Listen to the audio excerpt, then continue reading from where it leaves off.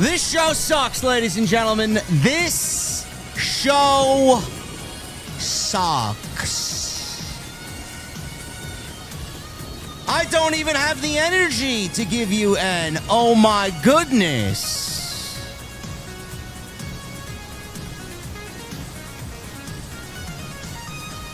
There is so much that did not make sense on this show, bro. There's so much on this show that just insults our intelligence. And then we're the bad guys. We're the evil ones. We're the cancers of the community for asking questions.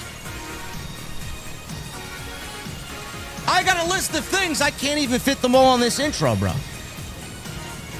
I'd be here all night. AEW rockin' Cleveland with a raucous 1,500. Great. Everything's so great. If things were great, the attendance would be not 1,500. Ladies and gentlemen, there is a lot I want to get off my chest tonight. It's going to be one of those streams. It's going to be one of those streams, man. We got to conduct ourselves in the most professional manner. I need my bartender, whoever it may be tonight, man. 3 old fashions tonight. That's what it's going to take to calm me down. Because when I walk through those beer garden doors on this Wednesday night, I want to know what the fuck are you guys drinking? I'll see you over there.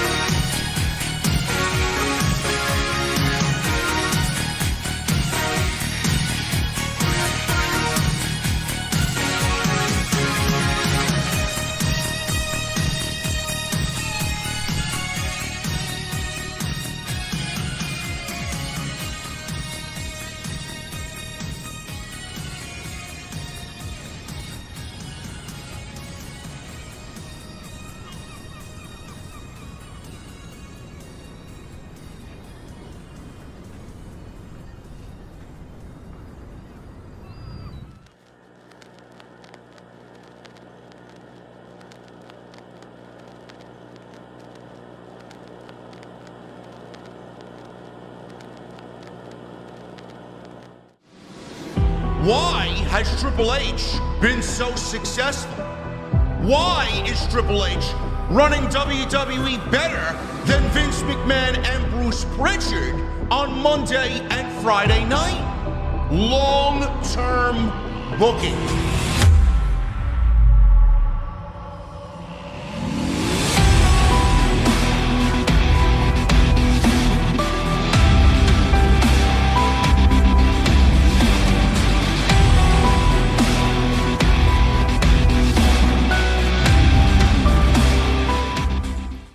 What is going on, guys? Thank you so very much for joining me right here on Off the Script. This is your AEW Dynamite post show for August 13th, 2025. I am your host, JD from New York. As always, joined by the one and only my co-host on Wednesday nights, who's equally as frustrated with this show as I am. Chi-Town Smart. What's going on, brother? Oh, he's got an old fashioned. Where's my old fashioned, bro? What are you drinking over there, man? Jack straight. Oh, you see, that's how bad this show is, man, because this man is drinking straight whiskey at the top of the hour, man. Not Applejack. Straight bourbon. Honey, straight up Kentucky mash. There you go. I love it.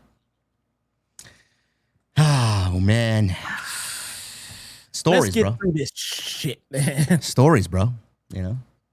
Oh, my God. Where are they, man? I can't seem to find these stories that Tony Khan is saying are so great. Well, there are stories. Really? There are stories. There may be stories, man, but There. how good are those stories? As good as the way the Braves are playing this season. That's how good they are. Oh my God, they can't be this bad. Oh, the Braves are pretty bad, bro. The Braves are pretty bad. Well, they can't be that bad because you still watch baseball.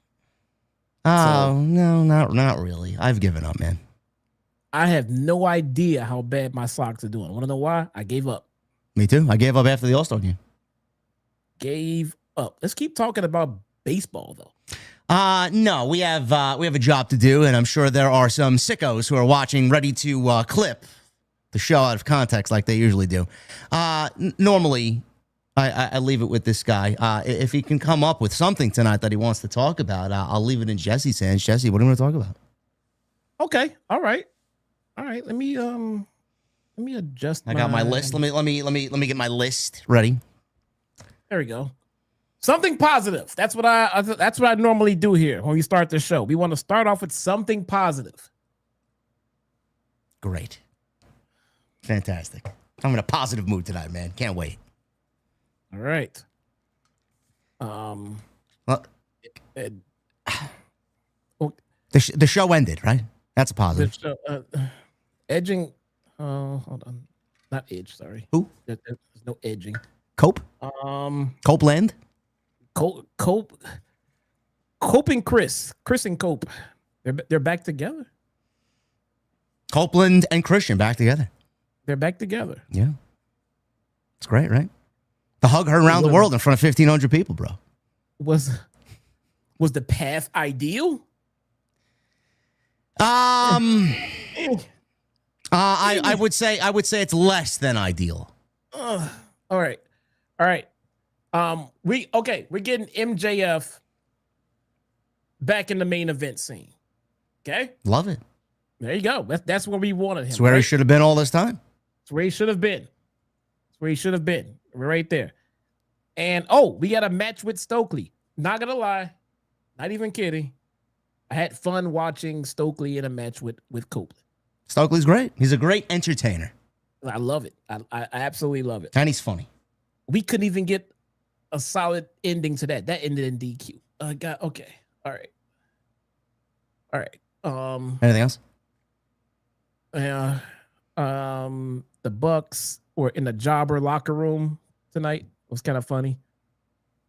And now they got no entrance. Justin Roberts said these guys when he were referring to them. That was kind of funny too. And he got super kicked for his troubles, right? I didn't like that. Why they have to super kick Justin? Then we had Shivani on the announcements for the rest of the night. Just exactly what we need, bro. More Tony Schiavone on this show. I mean, I'm trying here, man. I don't. All that nonsense that Jesse just spewed at us means he has nothing. He has nothing. Okay. You know, I'll lead us off because I know a couple of people are ready to be seated and clipping the show like they usually do. So I'm going to give you something that's clip worthy. Okay. Make them wait for it.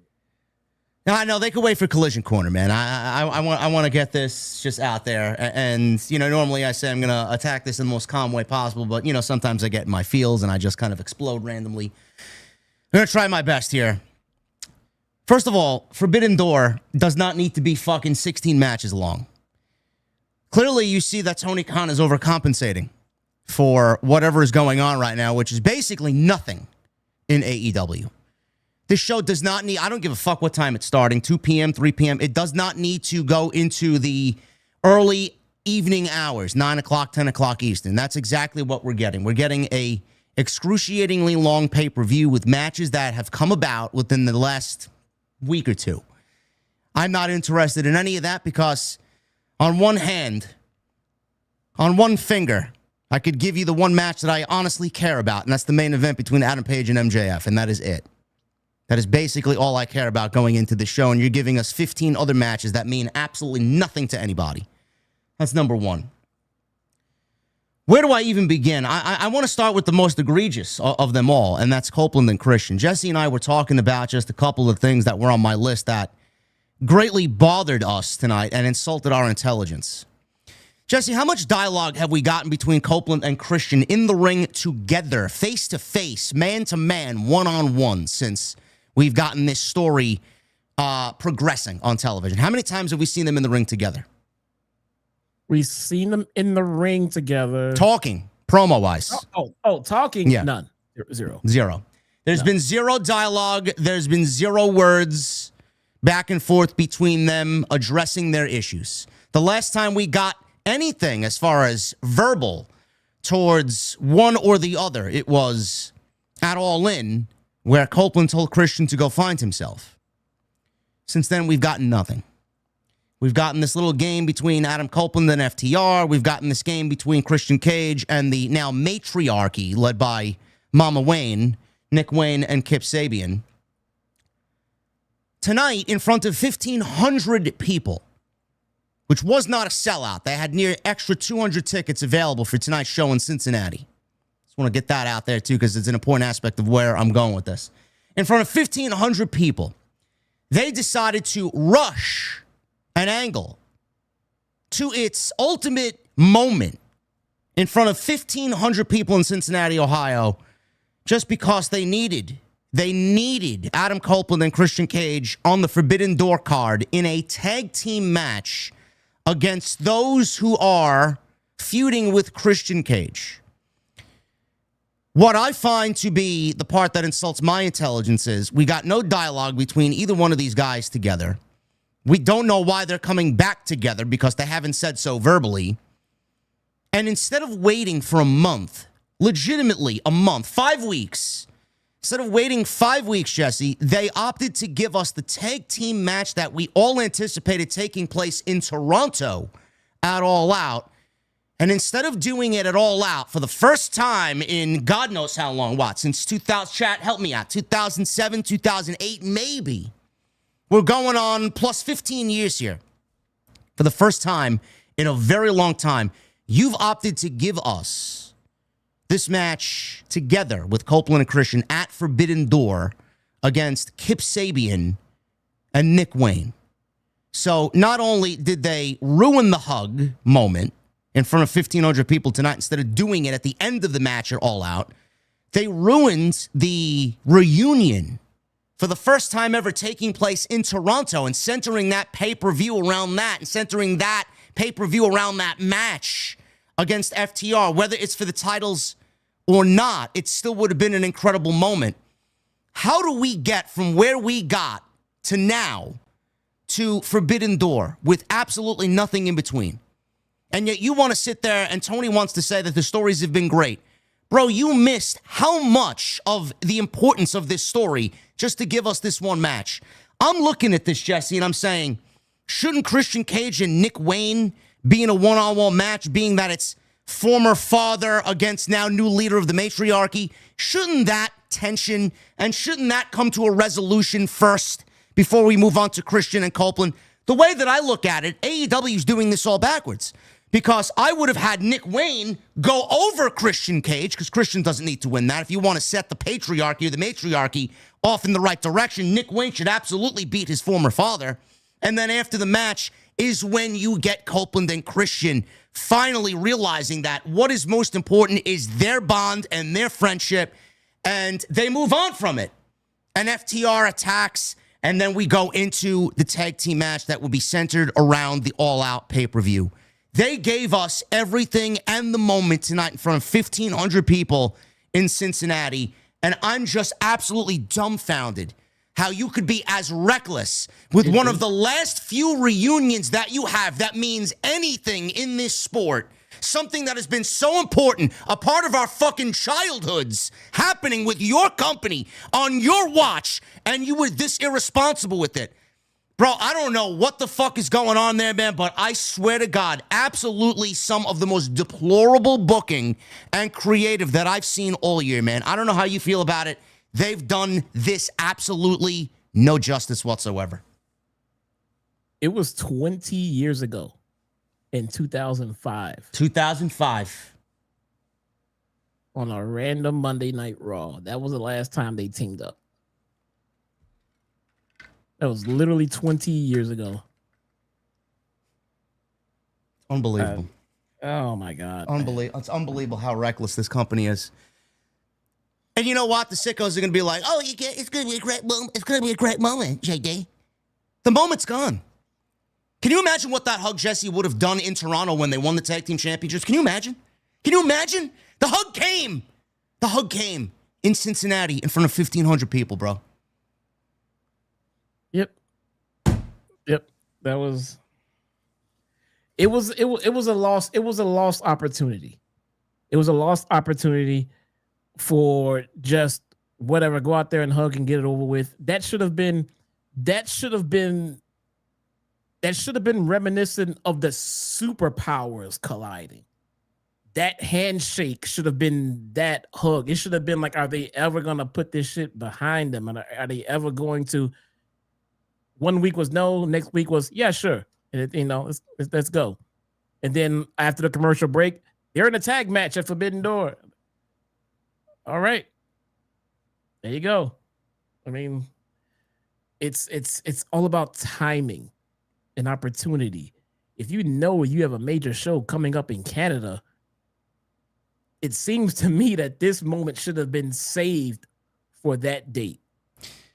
And it's not like they need to sell tickets and they're rushing to a reunion because they want to push extra tickets. Bro, this Forbidden Door show is going near 16,000 people in a 20,000 seat building. And then All Out is basically going to be sold out by the time we get there. They didn't need to push anything extra on television. People were going to be in the buildings already. And they still fucked it up. That's the problem. I don't believe how reckless they were. Like, there was no other way. There was nobody sitting down in a production meeting, which barely even happens. Nobody sitting down going over what the best course of action is. We're just going to rush to the hug, rush to the reunion, rush to the match announcement, and rush to the tag team reunion of Edge and Christian, right? How reckless can you be, man? How fucking stupid can you be? Like, there was no other way to book this. Christian Cage shouldn't be taking care of fucking Nick Wayne first? With Nick Wayne going over to give him some solid footing on AEW television? I don't get it. And then after FTR wins the tag team titles, they join in on the attack on Christian. And then that's when Copeland comes out, and then we get them moving on to FTR. Nothing like that could have been done. Nothing. I don't understand this. No. You could have played this out in a more meaningful way. You could have given us meaningful dialogue between the two, teasing us week after week that it's not going to happen, it's going to happen, it's not going to happen, it's going to happen. How long did it take us to get the Hurt Syndicate with MJF? It took us about 6 weeks. But they threw this one together. They threw this together in fucking 2 weeks. Oh, man. I mean, give me something, bro. Even when Sami Zayn and Kevin Owens teased getting back together during the Bloodline era, going after the Usos, at least they gave us fucking teases on television. They didn't go right into it. They gave us 3 or 4 weeks before the fucking hug happened. What are we doing here, bro?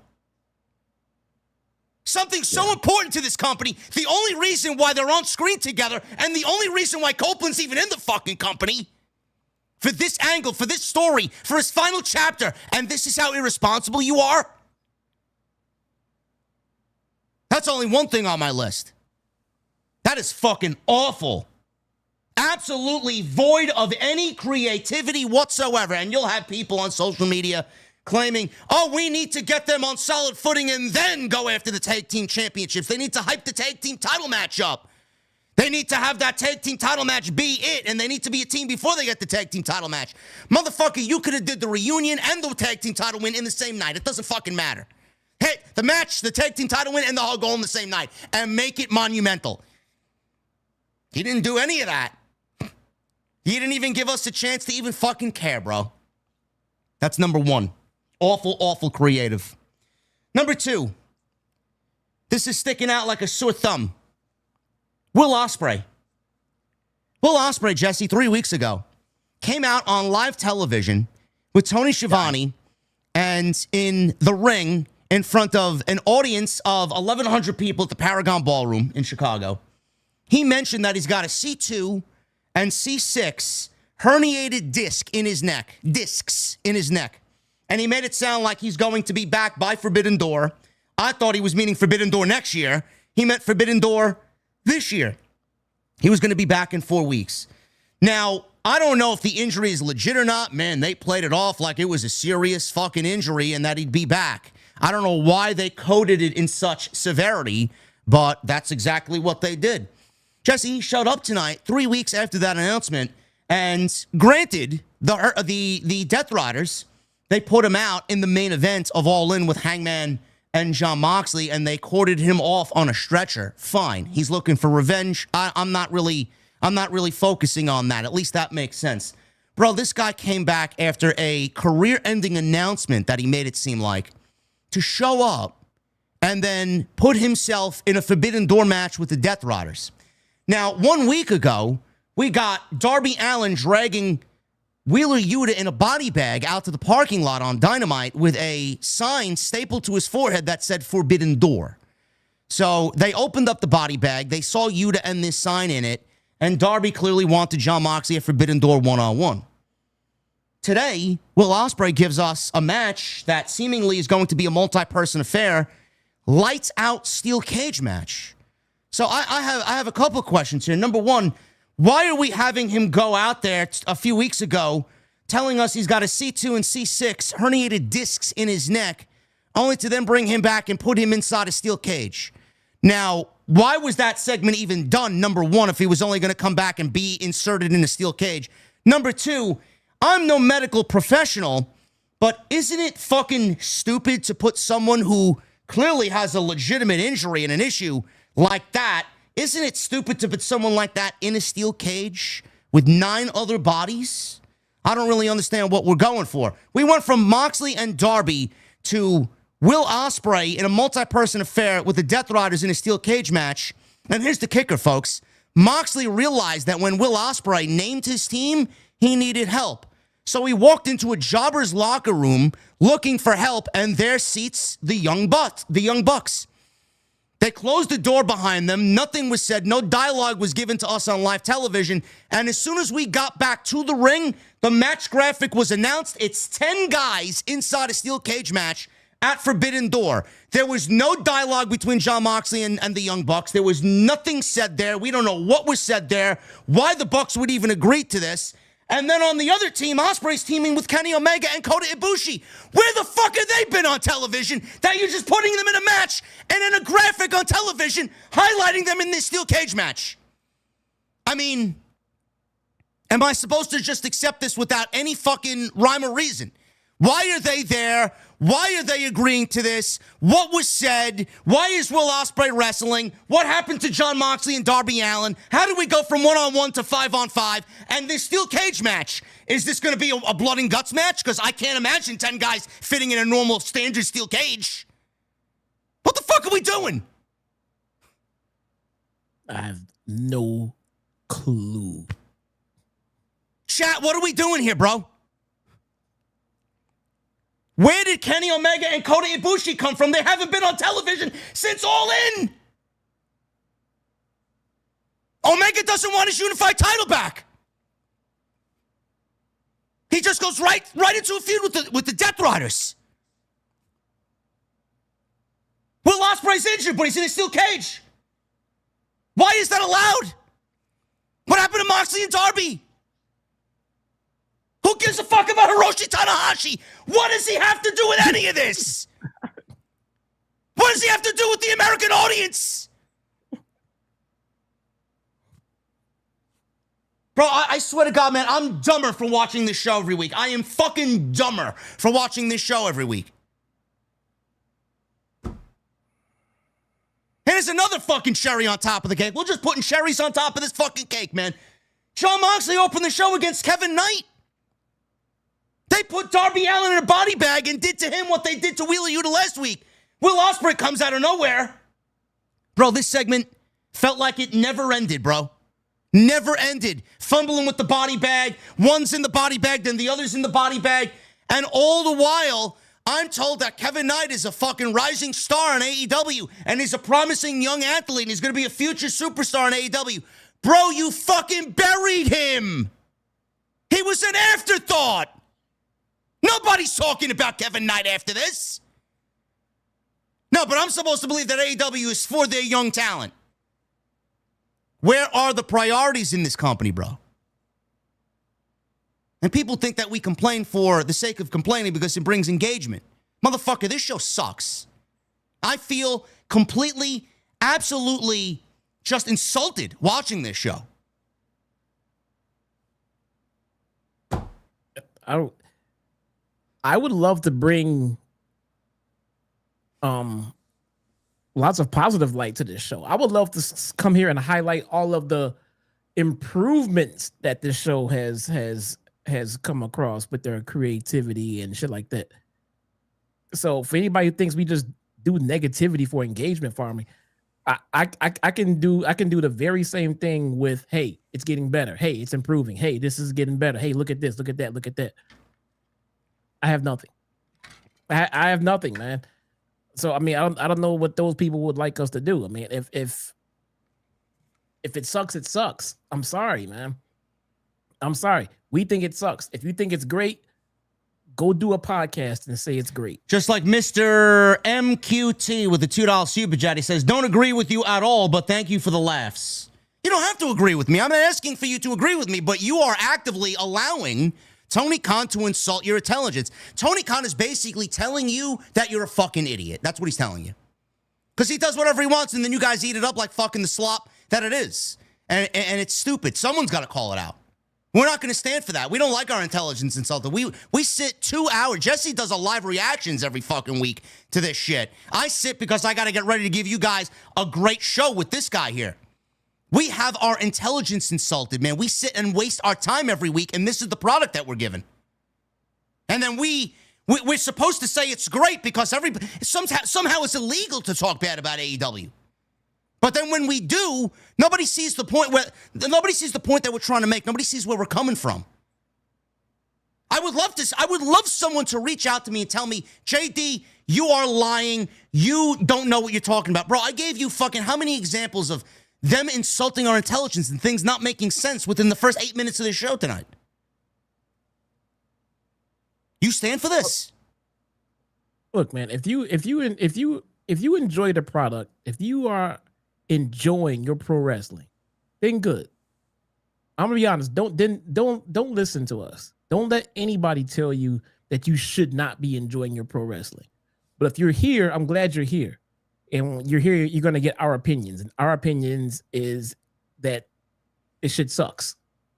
It sucks. I mean, I'm glad you're here. And I don't want to tell you not to enjoy it. If you enjoy it, great.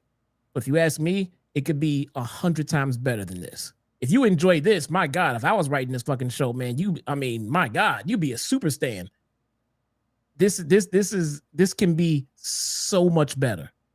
And it's not. Tony Khan was interviewed today. Listen to this. Me and Jesse were talking about this in the sound check before. He was interviewed today. He says this about the stories and the great stories and creative in AEW this year. I think the stories in AEW have been as strong as ever. Whether you love them or not, nobody can question there's a lot of storytelling in AEW. I think it's fantastic. And a lot of the fans who actually pay attention to it think it's great. There's people that would say there's a lack, and I don't agree with this. I think it's untrue, of stories in AEW. I don't think that's true at all. And it's really, I think, not only a misconception, but a falsehood that people spread. Nobody ever said AEW doesn't have stories. Jesse just said earlier. They definitely have stories. But the amount of stories that were given and the amount of stories that are actually good out of the ones that were given is a very, And I mean very small percentage. I don't know why people are asking him about stories in AEW. I would love someone, one of these so-called journalists, when they get Tony Khan's ear next time on a media scrum or a fucking phone call, I'd love for Tony to be asked, Tony, what do you think AEW could be doing better? Since everything is so fucking great. What could be done better in AEW? That's what I would ask. I'd love to see his reaction to that. Because I know if he gave, oh, there's nothing that needs to be done, we're great. You're a bullshitter. He's already a big bullshitter. Yeah. There are stories. They're just not particularly good. And they insult your intelligence. I don't believe we got Ospreay in a steel cage match with 9 other guys, bro. I don't really understand it. After they just told us that he has a very, very, very serious injury going on with him. What do we think Ospreay is going to do in a cage match? Take it easy? Bro, the last time he was in a steel cage match, he gave us a Spanish fly off the top of the cage to Kyle Fletcher. Should that be something that someone with his injury should be doing? He shouldn't even be wrestling with his injury. Never mind a steel cage match. No. He should be in bed resting. Why did we even get that segment 3 weeks ago? Are you trying to do your own WWE Unreal? You trying to pull your own Rollins? Didn't work out. None of this where does Omega come from? Where does Ibushi come from? What does Tanahashi have to do with any of this? I was told Gabe Kidd was injured last night on TNT. I mentioned Gabe Kidd. Gabe Kidd's injured, I was told. He's in the fucking match. When did this happen? He doesn't even wrestle. Fuck do I know? God. I don't know what I don't know. I don't know what you guys think, man. Whoever's watching, man, you listen. Nothing is good. This just goes on top of what I've said, man. Pro wrestling in 25 sucks. And this is just not me hating on AEW. Bro, WWE is as boring as it's been since Triple H has taken over. Nothing's really great over there either. They insult our intelligence, but not as much as what we get on Wednesday, bro. It's bad over there. It is worse over here on Wednesday. Bro, everybody's like, oh my God, Forbidden Door is loaded. We don't need a loaded show. We need a solid show with fucking some stories to take us into All Out, which is 3 weeks after. You can go to Taco Bell and get a fucking Chalupa Supreme, and it is loaded with garbage. It is loaded with trash. You want it loaded with substance. You want it loaded with things that you will actually enjoy. You don't just want it loaded. That is the thing that they keep hanging their hats on. They think they book quantity. They seriously believe in quantity, and they just don't really invest in quality. They don't. Look at the matches on tonight's show, bro. We got Jon Moxley versus Kevin Knight. Kevin Knight was buried.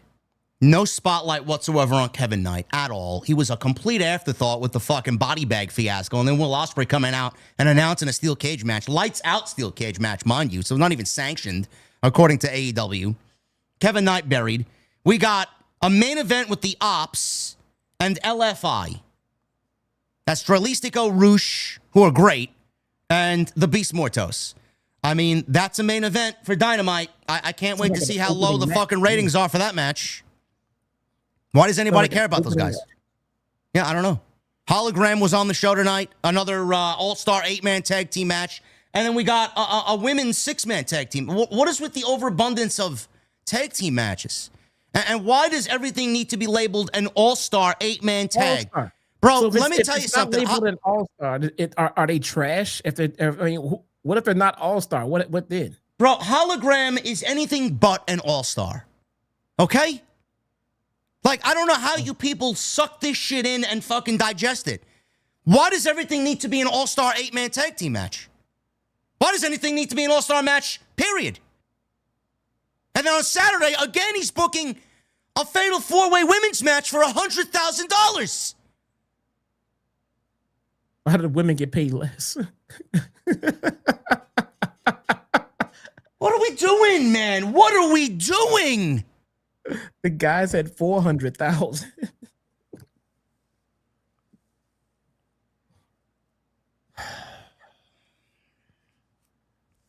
Oh my God. Bro, I've sat here for years, man, going over some egregious, just downright offensive professional wrestling.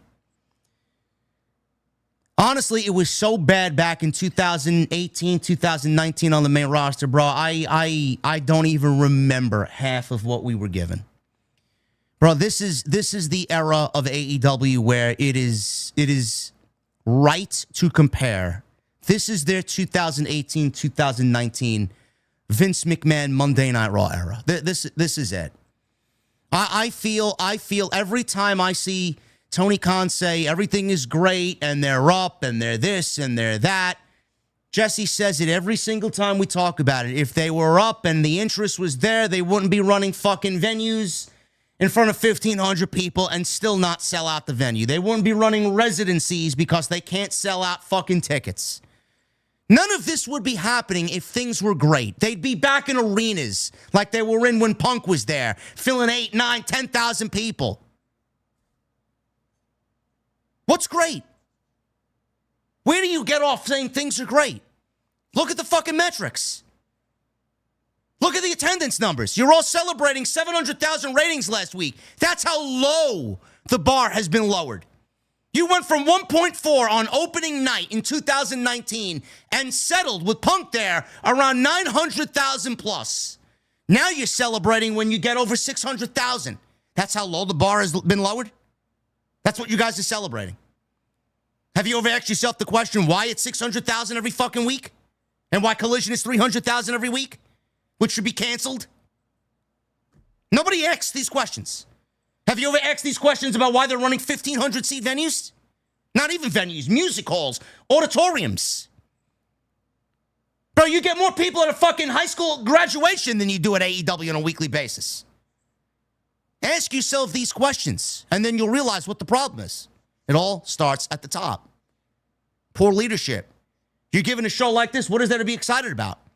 No, but let's load up Forbidden Door with 18 fucking matches. That'll show them.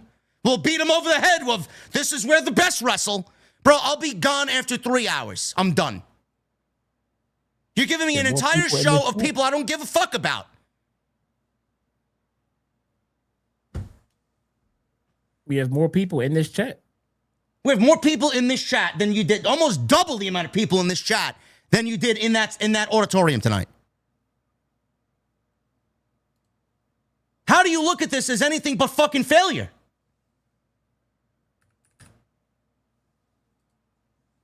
Nobody wants to call out the problems here, man. Nobody.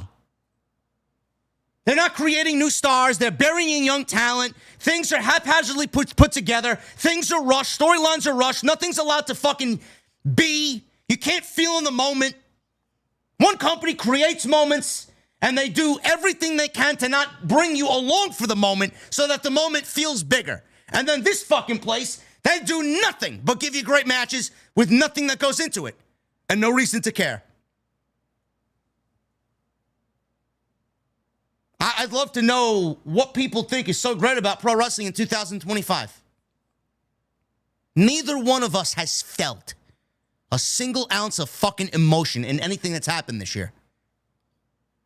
I said this on TNT last night. The last time I felt any sort of emotion is when The Rock was fucking whipping Cody Rhodes outside of his tour bus. In the rain. That's it. Since then, we haven't gotten a fucking thing that even came close to that. That is when I felt. None of these shows know how to captivate an audience. None of these shows know how to take you from one show to the end of the show and then build upon what they just gave you into next week. How am I supposed to get excited about Dynamite when the show goes off the air with fucking Samoa Joe, Katsuyori Shibata, and Will Hobbs holding up the Trios Championships? That's what you go off the show with? How is that exactly telling people, hey, man, please watch Dynamite next week? Exactly. This company doesn't know what to do, man. They don't know. They don't build new stars. There's a lack of stars in this. Not one single guy on this show is a legitimate superstar. Not one. There's no good storylines. There are storylines, but the storylines are fucking awful. They continue to just throw things at the wall and hope it sticks. There's no creativity. There's no vision. There's no long-term booking. There's no long-term creative in anything. There's no episodic television. Everything is just, I swear to God, it's like me taking a pot of pasta sauce and throwing it at the fucking wall and it splatters everywhere. That's AEW.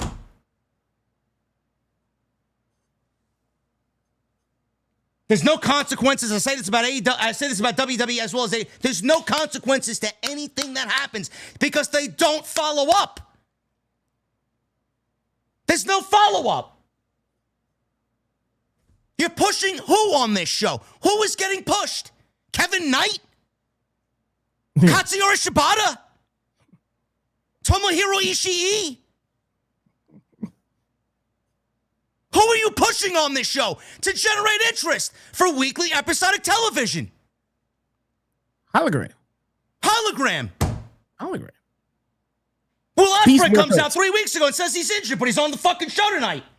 Swerve comes out, says he's injured. He's got a match against Okada at the Forbidden Door pay-per-view.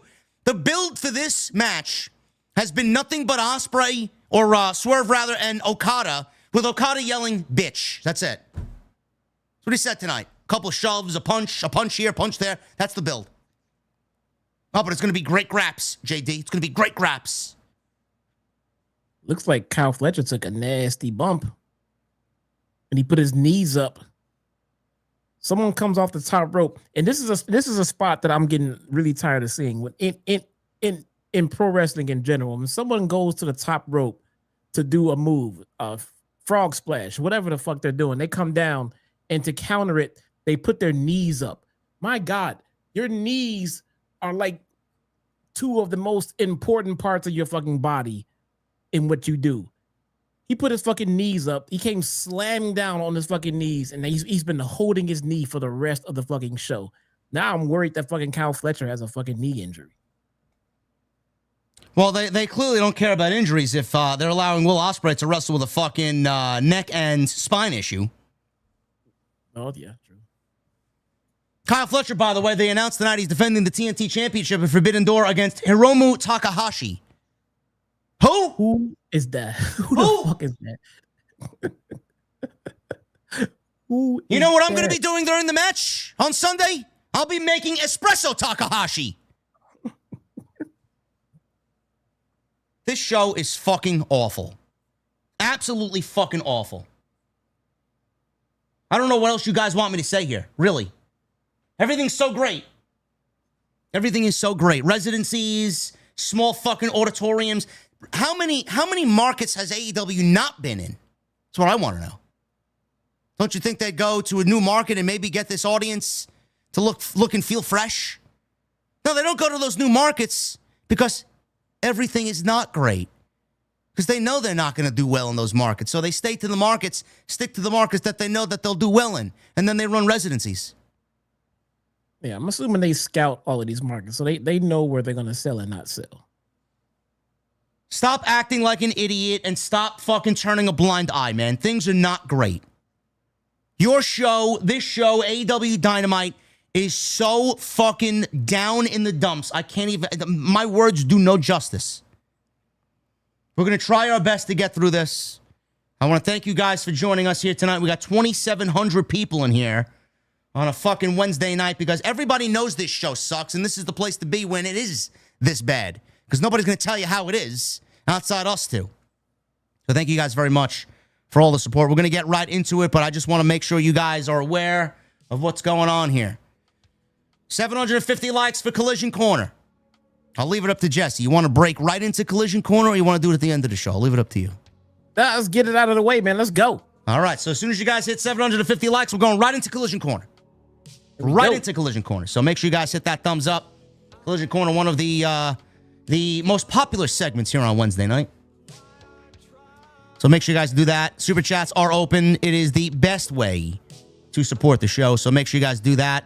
Super chats, questions, comments, and concerns, anything you guys want to sound off on, that is open, and we will read them at the end of the show. Follow me on social media at JDfromNY206. I've spent less and less time on social media, or at least I should say I spent less time tweeting.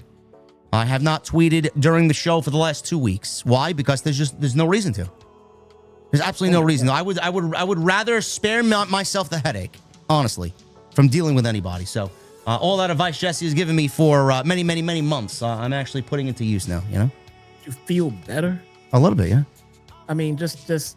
You know what, bro? It does feel better to not need to be a part of everything, bro. Because everybody's here. Look how many people we got here. You know? Yeah. My God, we skyrocketed to over 800 thumbs up after we announced Collision. There you go. We're going to get right into it as soon as I finish this. Make sure you guys follow Jesse on Twitter as well. He's not on there as often, but he's there at Chi-Town Smart. Also, hit that subscribe button down below. Turn on the bell for notifications. Go check out Jesse's YouTube channel. He does live reactions to all the major PLEs and pay-per-views and Dynamite and WWE shows even during the week. So make sure you guys go and do that. I have a sneaking suspicion. I'm gonna throw this out there that I'll tell you off air. I don't think I should be talking about this now. I'll tell you off air. It has something to do with the content that you create. So we'll talk about that a little bit later. Yeah, so go follow Jesse on Twitter, super chats, and please go check out all the content on the channel. I have more content coming tomorrow. There was a great interview with Ariel Helwani, Tony Khan's best friend, and Karrion Kross, Killer Kross, on his platform today, and he basically, in oh so many words, might have told us the real reason why he is not with the WWE. We'll go over that as well, because I did mention it in my video on Monday, and he just kind of confirmed that tonight on Ariel Helwani's show. So make sure you guys go check that out. And that's all I got, man. Before we get into the Dynamite post, I think we got to go somewhere, don't we? We do. No, excuse me. We have to go and visit a certain corner, brother. Let me move you guys right there. And we are going to visit my favorite corner, Collision Corner. Oh, my goodness. Sponsored by David Rice. Shout out to David Rice. David Rice is a weekly sponsor, huh? David Rice is on top of things, man. There's a leaderboard there, and that's how you become a Collision Corner sponsor. And David Rice is right up there on top of it, brother. Let's get to it. The show starts off with Paul Walter Hauser, aka Stingray from Cobra Kai. He will be a guest commentator on tonight's show. And I'm going to tell you right now, I don't mind that. The guy's actually pretty fucking cool. He's a wrestling fan, so it works. He is an absolute wrestling fan. He's not out there, doing too much. He's just adding some other layer of commentary to it. Didn't mind it at all. The guy is very knowledgeable and he likes the product. I can deal with that. That's fine. We get Tomohiro Ishii versus Kyle Fletcher. Oh my God, man! Who does Ishii? Who is he for, bro? Anybody? The Sickos, definitely the Sickos. Okay. Yeah, the Sickos. And let's see. This is for the TNT Championship, by the way. This is his first title defense. This match went for almost 20 goddamn minutes. And then Kyle sent an open challenge to anyone in New Japan Pro Wrestling for Open Door. We now know who that anyone is. So we're doing the same thing with everybody else with the TNT title on Kyle Fletcher. Just random matches, open challenges, no story. Open challenge. Great. Fantastic, man. I can't wait to not watch Takahashi on Sunday. My goodness. We get Nick Wayne cutting a promo backstage. I have no idea what he was saying because Mama Wayne was standing right there in frame behind him. Jesse was frozen solid.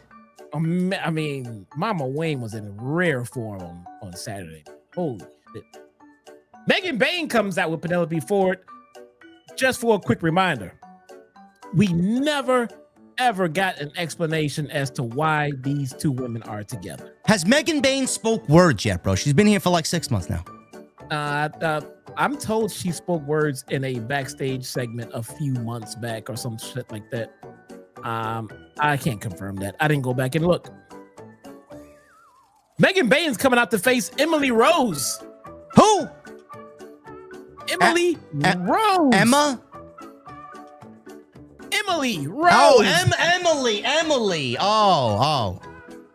It took Megan Bayne 90 seconds to come down to the ring from when they announced her name to when they ring that bell. The match went 60 seconds. Man, I knew an Emily, bro. When we lived back in the Bronx, man, she was something else. Let me tell you. Is it a winner? No, she was absolutely a winner. Yeah. This Emily was not. No. Okay. We get Juice coming. Whoa! Out to the ring. Ah. With the entire Bang Bang gang.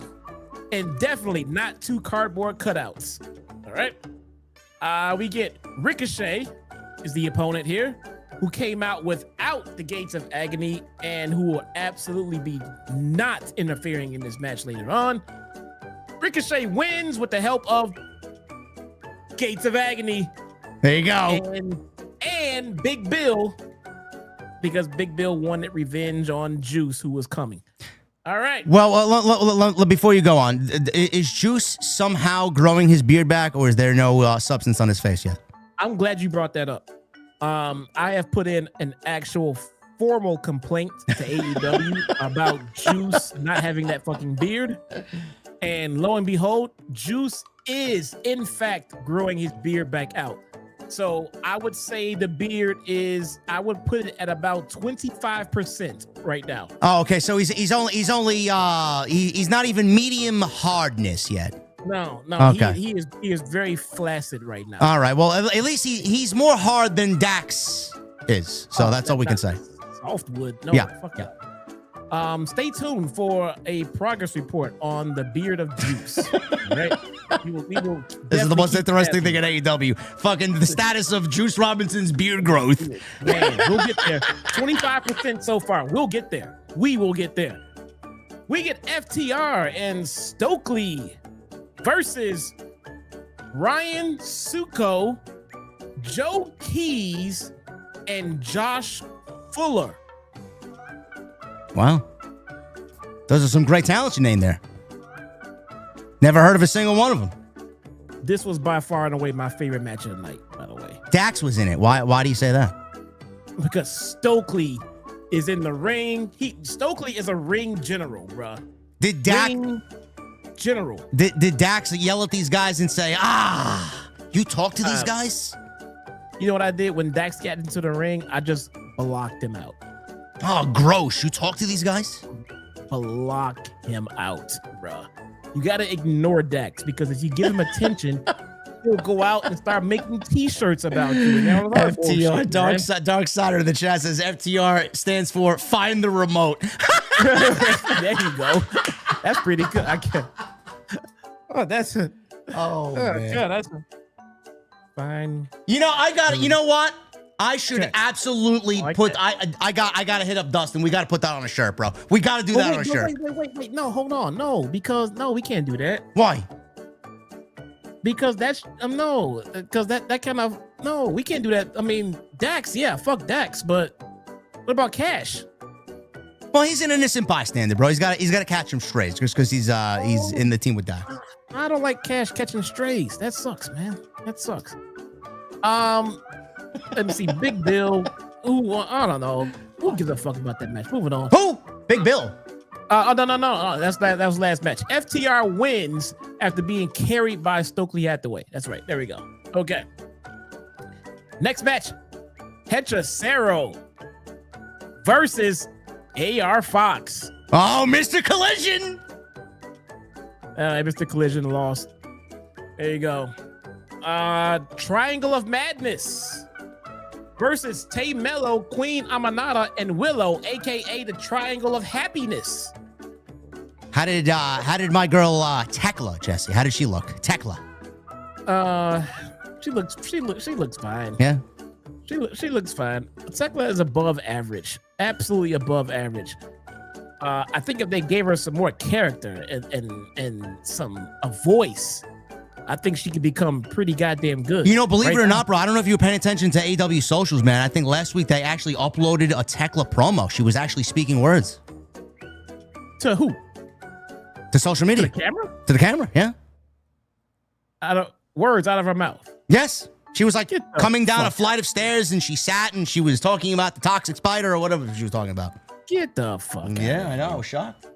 Tekla, Madness defeats happiness. Get the fuck out of here. Listen, if Sky Blue is a part of madness, bro, madness wins all the time. That's all Man, I agree. And let's see. We get another 5-minute Max Caster challenge. All right. Uh-oh. Katsuyori Shibata. That's who comes out. That's who wins in the open challenge. That's it. Open challenge from Shibata. I mean, woo! Man. Oh, this gets better. Unlike Rue, Shibata understands the assignment. He wins in 2 minutes. Beats the shit out of Max Caster. Picks Caster up and shakes his hand, gives him a hey, good job. I'm a baby face and I'm being a nice guy here. But then LFI comes out to attack both of them because LFI exists. I don't know. But LFI came out, attacked both of them. But before you ask why they came out, Jet Speed came out for the save. And before you ask why, they came out with hockey sticks. Now you can ask why. Why did Jet Speed come out with hockey sticks? Jet Speed. Jet Speed and Hangman. World champion Adam Page versus LFI. Hangman wins because he's the goddamn world champion. What the fuck? They got Adam Page in a main event with LFI? LFI versus, no, he's with Jet Speed. How does that make any LFI. sense? Nah, that's the main event, bro. And keep one thing in mind. They're in Virginia. They're in Hangman's hometown. This is the first time he saw Hangman all goddamn night. It's right here in this main event. Does Virginia have a hockey team? You asking the wrong brother about hockey. I'm wondering about these hockey sticks. They came out with hockey sticks. Fuck am I supposed to know why? Here's what I know. That, ladies and gentlemen, that is this week's edition of Collision Corner, brought to you by David Rice.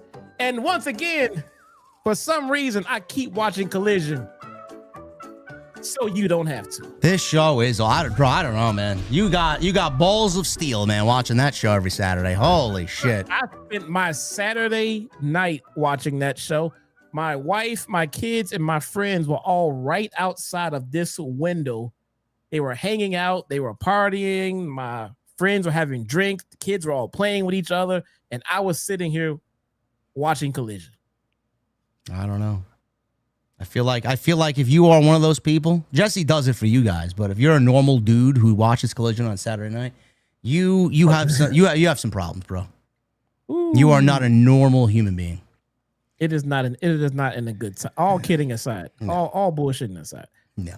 This show is in an absolutely terrible fucking time slot, especially in the summer.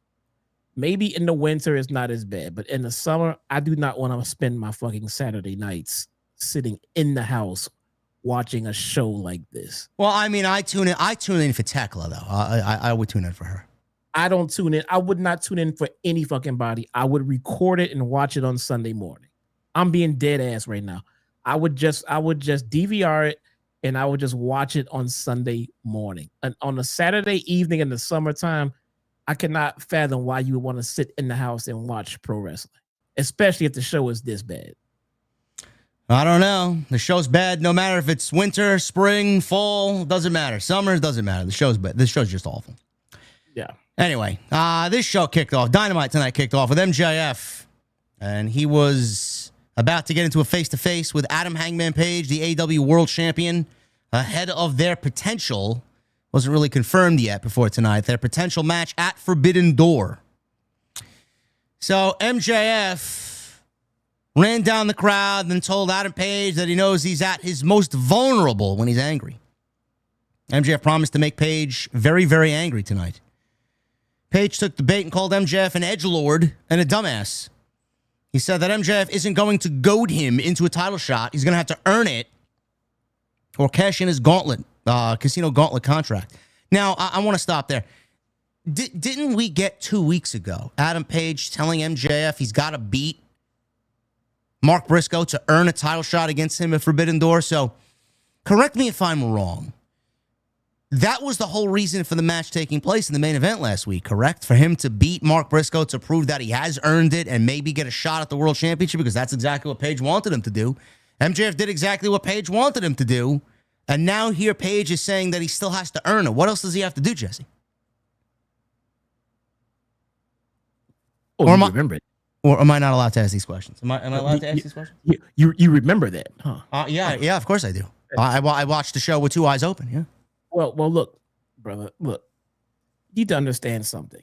When they write these shows, they write it based on the assumption that you will forget what happened in the previous shows. Okay?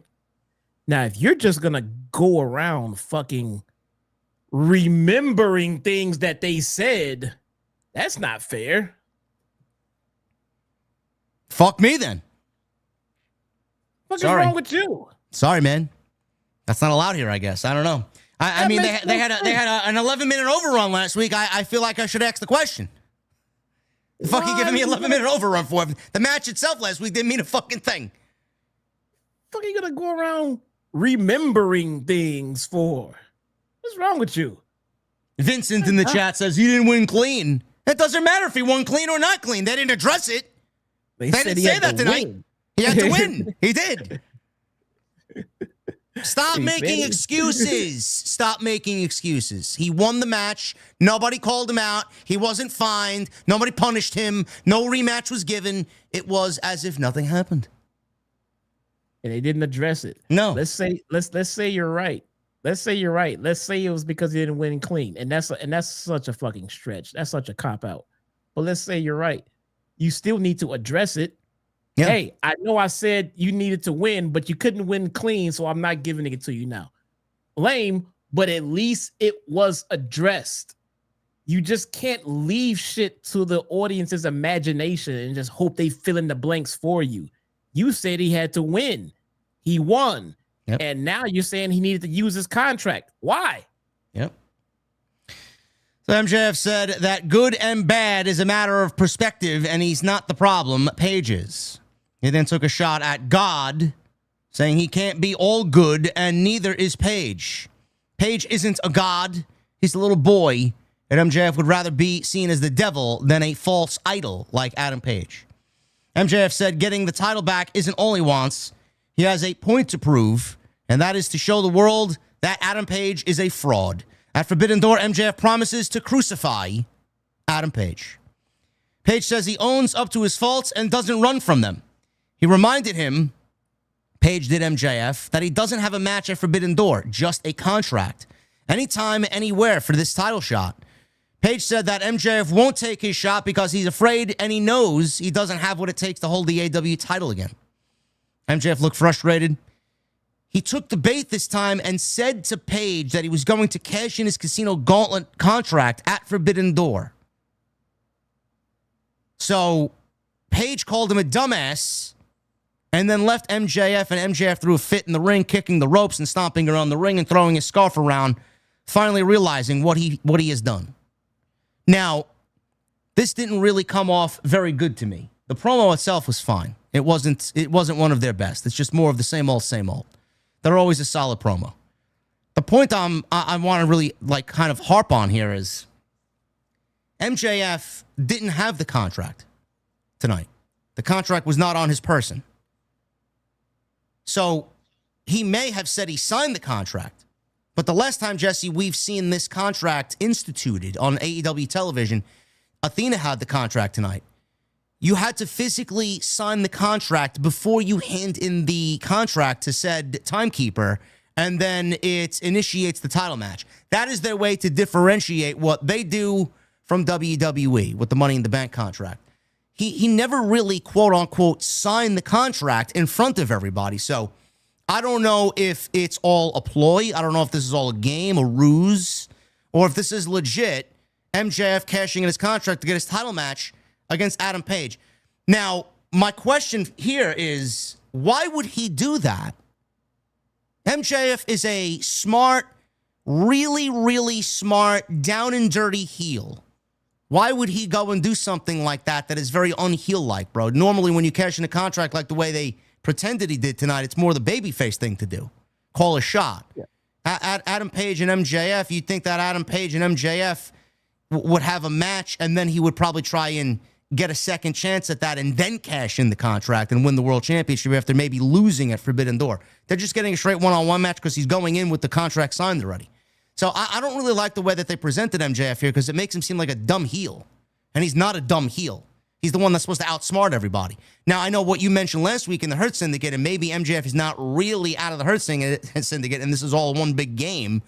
What do you make of all this? Because I just find this, I find this to be riddled with logic gaps here.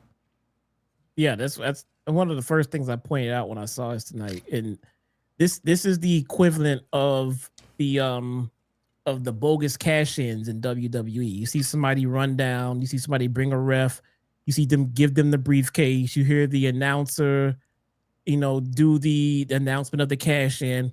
We all now know through experience that all of that means nothing. That's all null and void until that bell rings. Not until that bell rings do we have a cash-in.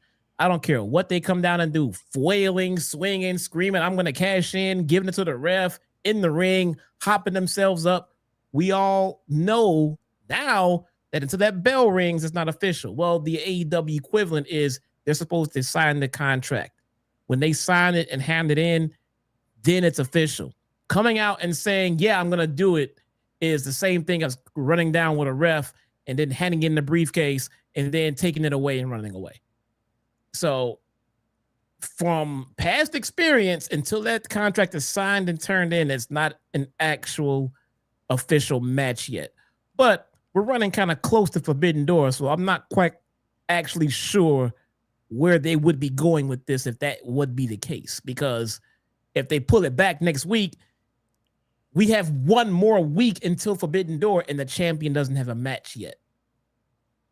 Yeah, I don't know exactly what they're going for here. Again, that's the first thing that I noticed. The contract was not on his person, but he said he's going to sign the contract. But he didn't sign the contract tonight, so the match shouldn't really be official, and there should be no match graphic. So I don't really understand what we're doing. I don't know. And then I don't like the way MJF is being presented here because, they started off the promo saying that they're not going to goad him into signing the contract, and then at the end of the promo, he goaded him into signing the contract, but he never really signed the contract. So I don't like the way that they presented MJF because it makes him look like an idiot, honestly. Especially when he earned that damn title match per the champion stipulation. Because he beat Mark Briscoe last week. Yeah. Go, I'm going to focus on this guy until you beat him, blah, blah, blah, blah, blah. And then so he beat him, and now he's forced to use his contract. I mean, logic, a smart MJF would say, hold on. Right there, fucking Seabiscuit. Yeah. You told me to beat this guy, and I did beat this guy. You owe me a title match, and I don't have to use shit. Why wasn't this addressed?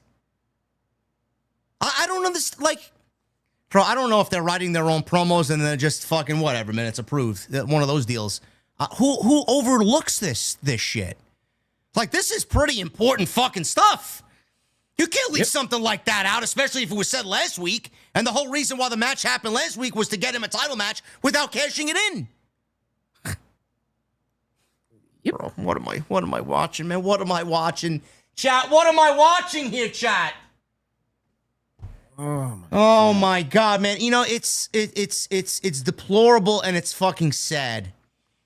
MJF is so much better than this shit, man. I swear to God. So's Paige, but MJF is so much better than this shit.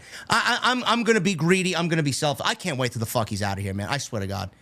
I can't wait till he's gone, man. This is just an absolutely offensive presentation of MJF right now. I've never seen him look more stupid. How do you have your ace look this fucking dumb? Now what happens? Is he gonna win the fucking title? Or is he gonna lose the title? What happens if he loses the title after cashing in the contract? Now the way that I see it playing out, because I've been saying this for weeks, if FTR beats Brodito, whenever that match happens, we're gonna get FTR on the Hurt Syndicate at the pay-per-view for the tag team titles. FTR is gonna win the tag team titles. I think because the way MJF was booted out of the Hurt Syndicate, MJF's gonna stab the Hurt Syndicate in the back, and they drop the titles to FTR, and then we get FTR versus Copeland and Christian at All Out. turn around to the main event. Maybe Bobby Lashley, MVP, Shelton Benjamin, they fuck over MJF and cost him the world championship. So tit for tat. And then we go into all out with MJF versus Bobby Lashley. That's literally the only way that I see it playing out. I don't know how else it would play out. If he's really cashing in the contract, I could absolutely see all of what I just said play out, and then we just move on from Paige and MJF to MJF and Bobby Lashley. Do you see that playing out that way? No. Not at all, man. I mean, You're going for a more creative route here from Tony Khan.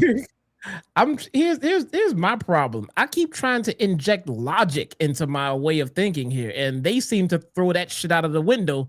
So I don't know what the fuck I'm doing here, man. It makes no sense. When you come out like MJF did tonight, and you mention that someone has failed at something significant, i.e.,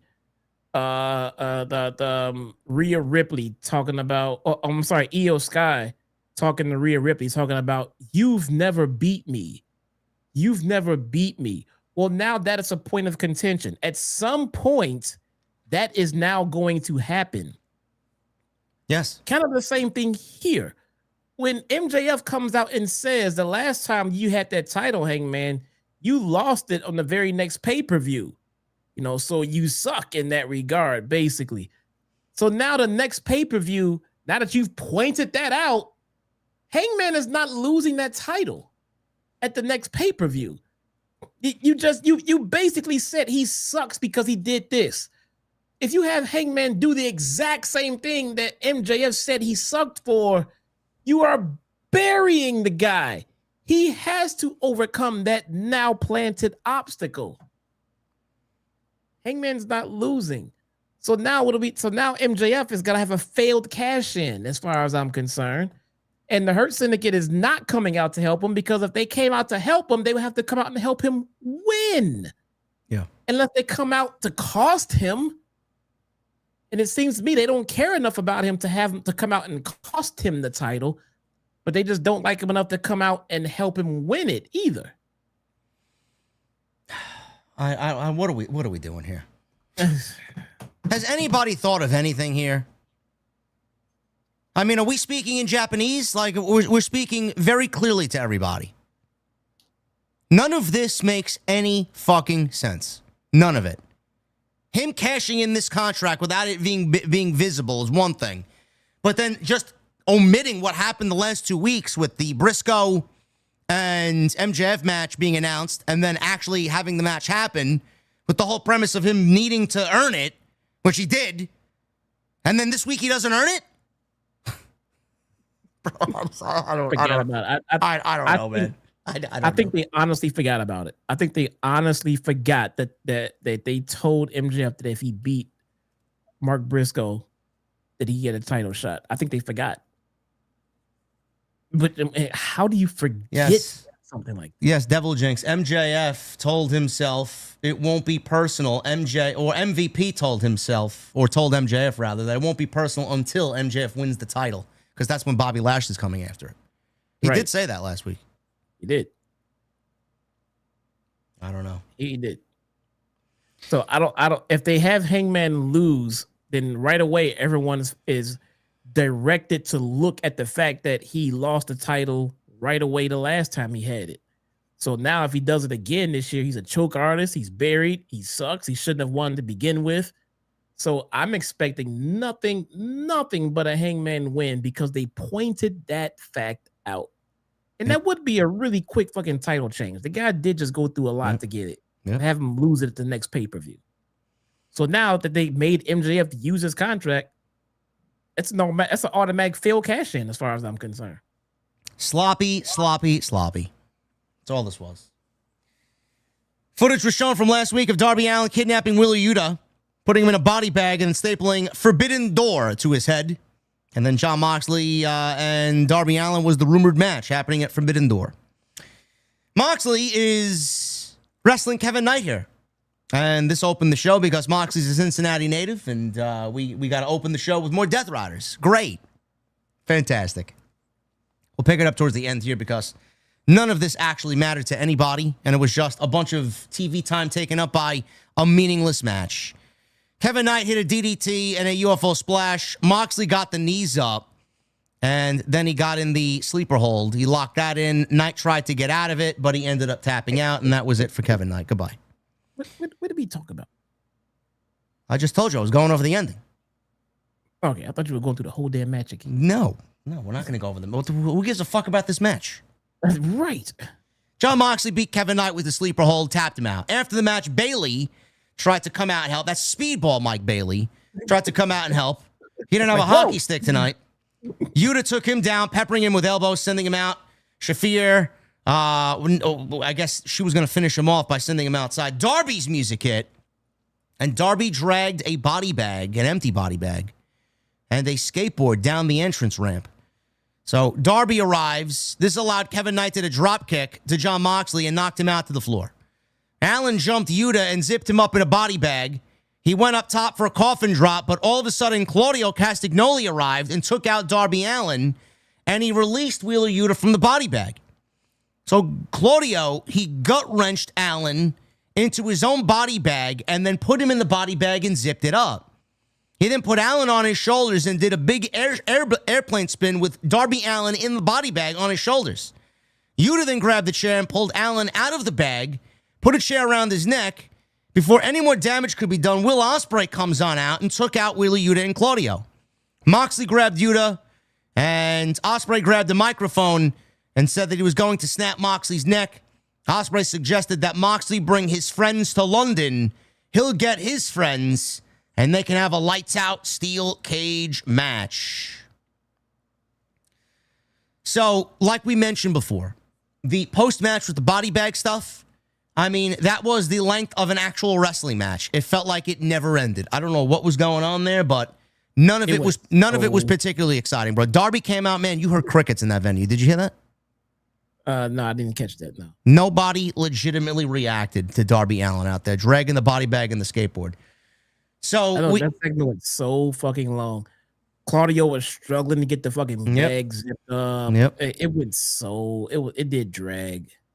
Yeah, this was sloppy. This was bad. So Ospreay comes on out. Like I mentioned, Ospreay has a problem with Moxley because the Death Riders put him out and did not allow him to help Hangman in the main event, and they had him wheeled out on a stretcher in Texas. That's why he's targeting the Death Riders, which is fine. But the problem is here, Will Ospreay 3 weeks ago said that he has a C2 and C6 herniated discs in his neck, and he made it sound like it was almost a career-ending injury. He says he's going to try his best to be back by Forbidden Door in 4 weeks. That was 3 weeks ago. So now he's here, and he's pitching a lights-out steel cage match. Why did Will Ospreay come on out and make it seem so dire if he wasn't really injured or injured that badly? Is Ospreay injured and AEW doesn't give a shit? Is he injured and they just want to settle this story and get this all squared away and they don't want to miss Ospreay in London? Why risk his health? Why risk his life? Why risk his career? I don't really understand that. If he was injured, why is he in this match? If he's not, why did this segment take place to pretend like it was a serious injury only to have him come back 3 weeks later and pretend like nothing ever happened? Again, another segment on this show within the first hour that I genuinely don't understand. Now, we don't know who Ospreay's friends are at this point. Well, we can kind of figure out who Moxley's friends are. Claudio, Yuta, Gabe Kidd, all the usual people from the Death Riders. But we didn't know who Ospreay's friends were.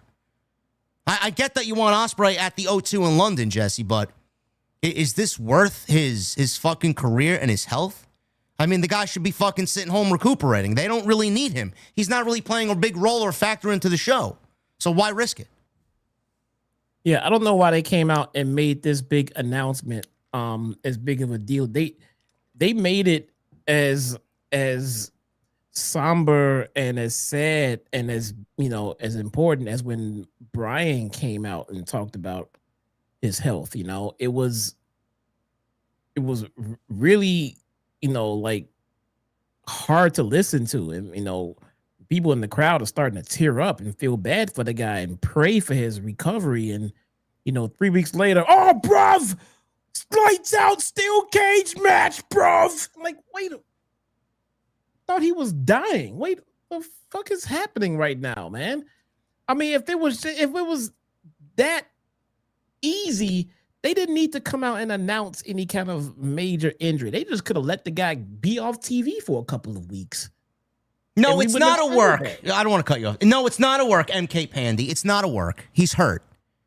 Like Osprey's injuries have been very well documented from him himself. He's banged up. He's never taken time off. He's very hurt. He was hurt before he even signed this AEW deal. He was hurt coming from New Japan. Yes. Yet they're throwing him inside a fucking steel cage with 9 other guys? Kevin Knight is a loser. He's got all the potential in the world. You want to create new stars. You want to brag that he's the biggest signing that they had all year and he's this big superstar in the making. Yet you buried him and then you bury his spotlight because Ospreay's back out there. Nobody's talking about Kevin Knight. The announcement of a steel cage match with 10 other fucking guys buried him under that spotlight. What exactly did this match do tonight for Kevin Knight?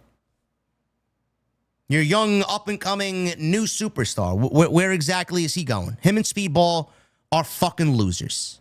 Because that's the way. You know, they can brag how great they are, but every time, Jesse, we see them on television, what are they doing? They're losing. They're not winning matches. They're not winning big matches, but they're great pro wrestlers.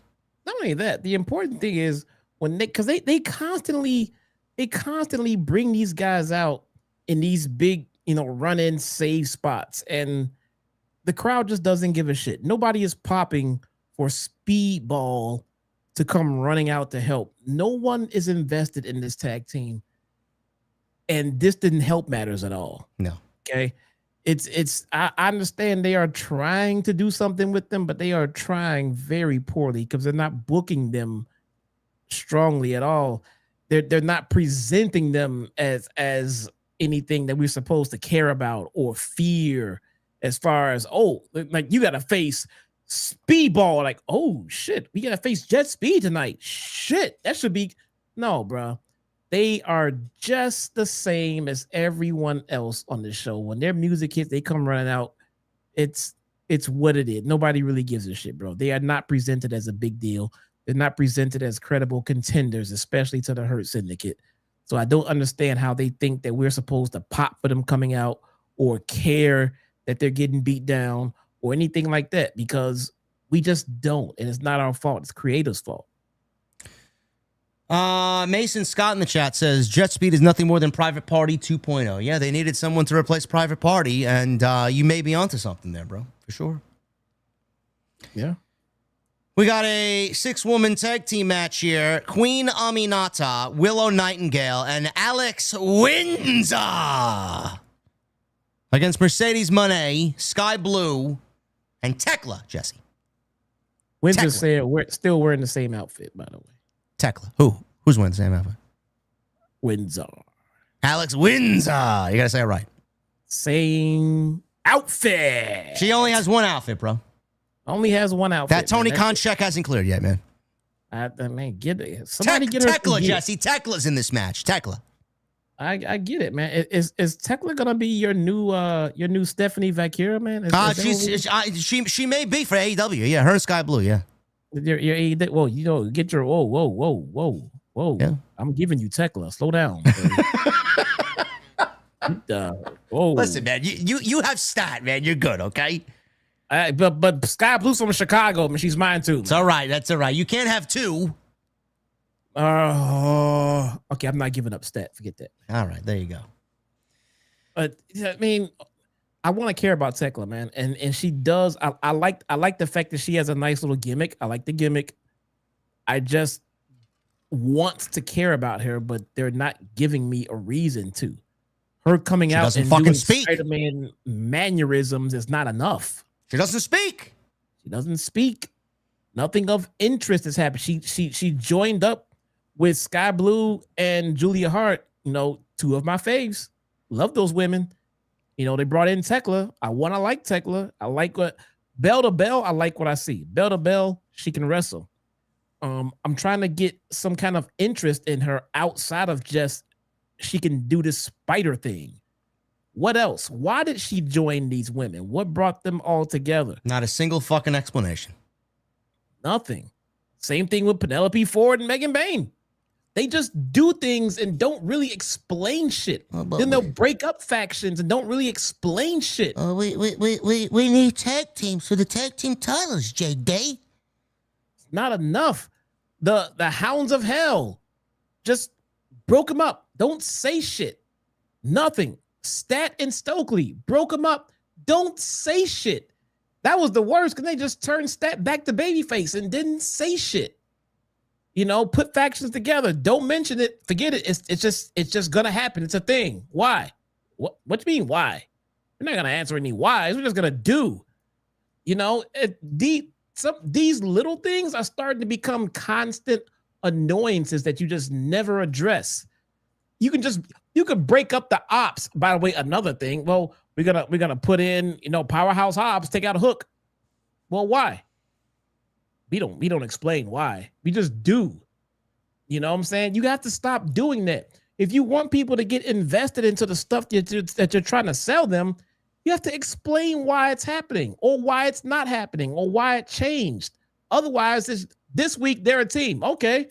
Next week, we changed that. They're a different team. And the sickos are supposed to go, okay, they changed it. And we're sitting here like, why did you change it? The why is so important, and they don't understand that. They just think it's okay to just do. The why is the difference between storytelling and good storytelling. This company was once upon a time, bro, built on the why. Not anymore. Now you know why the ratings are in the toilet and the fucking demo is down 70% from what it used to be. Ridiculous. Oh. This match didn't mean a fucking thing, man. You think someone would get over in this match, man? This would be a showcase for some new up-and-coming talent in the women's division that could be going up against Mercedes for that TBS title. This did absolutely nothing. Can I just say how boring and how bland and vanilla Alex Windsor looks, bro? Alex Windsor! I cannot get past the look, bro, of how boring and bland she looks and how she basically is Jamie Hayter 2.0, man. That's basically it. That's all she is. You know, it makes me, every time I see her, I wonder how Jamie Hayter's doing, man. You know, the other UK beautiful lady that they got on the roster, where's she at? She's still hurt? Yeah. Or is this the replacement for Jamie Hayter because they don't want to bring Jamie Hayter back because she's a Punk fan? We actually liked Jamie Hayter. I love Jamie Hayter. With no reasoning behind it, they just took her away, and we're just supposed to believe she's still hurt, huh? What, is Britt Baker hurt too? Britt Baker posted some pictures from the beaches down in Orlando today. Looks great. Looks fantastic. Hi, Britt. Why is she in Orlando? Or wherever. Miami, Florida. Who knows where she is. Hi, Britt. How you doing? On the beach. How you doing? She may be in Cabo. I don't know. And like, you're saying she's in Orlando. Well, what's in Orlando? What's the Orlando significance, bro? I thought she lived in Orlando. As far as I know, she lives in Pittsburgh. Wherever she is. Hopefully she's well. If not Pittsburgh, Jacksonville, why would she be in Orlando? I don't know. Man, Guantanamo Bay's got really good beaches, huh? I guess so, man. Man. Deanna Purrazzo is posting stuff on social media. Gotta be some great views from those cell block windows, huh, bro? Deanna Purrazzo wants to eat the she wants to eat the candy corn things. I know, Halloween. Man. I haven't had that since my grandpa was around, bro. He used to have a whole fucking tray of them every Halloween. Remember when she used to wrestle? Now she's taking pictures at fucking Trader Joe's of candy corn, bro. You believe this? Yeah. Yeah, no. I mean, that is remember when she was Deanna. How you doing, honey? Huh? Remember when Deanna Purrazzo and Josh Alexander were both respective champions in their divisions in TNA? Remember those two? Hey, how's Josh doing? Hey, Deanna Purrazzo was the belt collector, bro. The virtuosa. She is the candy corn collector right now. Apparently. She's collecting more candy corns than she has titles. Or hours on TV, minutes on TV, seconds on TV. Josh Alexander, man, what happened to him? What is he doing? What is he doing nowadays? We saw what happened to him tonight. This was a 6-woman tag team match. This meant nothing. This got to 1 point and 1 point only. We'll get to that here. Windsor had a scorpion deathlock on her, on Monet. Monet was able to take Blue. Nightingale hit her, tackled her over. Blue hit Nightingale. We got everybody in the ring doing crazy shit. Everyone brawl, leaving only Blue and the Alex Windsor standing. Blue put the Scorpion Deathlock on... who was this? No, I got it backwards. Sorry. I got Windsor put the Scorpion Deathlock on Sky Blue, and she was forced to tap out. And that was a quick tap out. And the babyfaces ended up winning here. Mercedes on the losing end in a 6-woman tag team match. Who would have thought, you know? It's crazy. After the match, Athena and Toni Storm, who were watching the match from the balcony here in the auditorium, Athena and Storm started brawling on the balcony, and Monet beat down Alex Windsor in the ring, being that she is in that Fatal 4-Way match for the TBS title of Forbidden Door.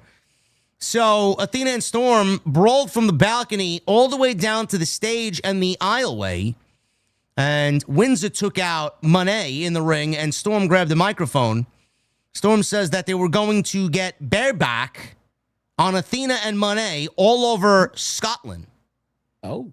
That means that they will be in a tag team match. It will be Windsor and Toni Storm versus Monet and Athena next week on Dynamite in Glasgow. There you go. Okay. What are we doing with the titles? I think the women are actually the best thing about AEW right now. And let me tell you something, man. That is not saying a lot. It's a very, very, very low bar, bro. It's a very, very low bar. But collectively, the women are doing their damn thing, man. With Toni, with Mercedes, you know, with Windsor, with Willow, with Tekla, with Sky Blue, with Julia Hart. I mean, the women are, they're doing okay things, but that's just it. They are doing okay things. That's the best they're offering. So I gotta ask: is Athena beating Toni Storm at the pay-per-view for the title, or no? No. So what's the point here? Where does Athena go after this match? Back to ROH, bro. I don't know what we're doing here, but we got that tag team match in Scotland, which should be a great crowd, because the last time they were in Glasgow, they had a great crowd. Where were they? Wales or one of them countries? We'll see what happens. It should be a great crowd in Dynamite next week. It will be on tape delay, so look forward to that. Backstage, Will Ospreay joined Renee. I'm sorry, what? Can we catch it? Can we catch it live? I don't know. You got a VPN? Of course, everybody has VPN. We'll see what happens. Are they gonna be airing it though? I don't know. I got to look into it. Chat, can we get VPN on Dynamite next week at 3 p.m.? Let me know. Will Ospreay joined Renee and said that Ospreay, Darby, and Hiroshi Tanahashi will be a team with a couple of other friends in this lights-out steel cage match at Forbidden Door. He also asked Renee to ask her husband if they could have a chat in Scotland next week. There you go. Who the other friends are? They haven't been on TV yet. They're announcing the match. I'm sure Kenny Omega was home playing Street Fighter on his PlayStation 5, and he all of a sudden heard that, yeah, man, you come to work 2 weeks, Forbidden Door. Don't be ridiculous, bro. Playing Battlefield 6. Oh, is the beta still up? Did they close it? I thought it was closed. Oh, then yeah, he's not playing Battlefield. Adam Copeland. He went one-on-one with Stokeley here. If FTR interferes in this match, it means the restraining order they have against Cope becomes null and void. That's not how restraining orders work, first off. Bro, listen, don't tell me about the law, bro. This is the law according to AEW, okay? It's not how restraining orders fucking... I wish. A reluctant Stokeley was dragged to the ring by AEW security and then tossed through the ropes. He tried for a spear on Cope, but he just bounced off Cope and it had no effect. So he offered Stokeley a free shot. He stepped aside, and this drew a holy shit chant from the crowd that may not have been entirely sincere, but I think they were just kind of poking fun.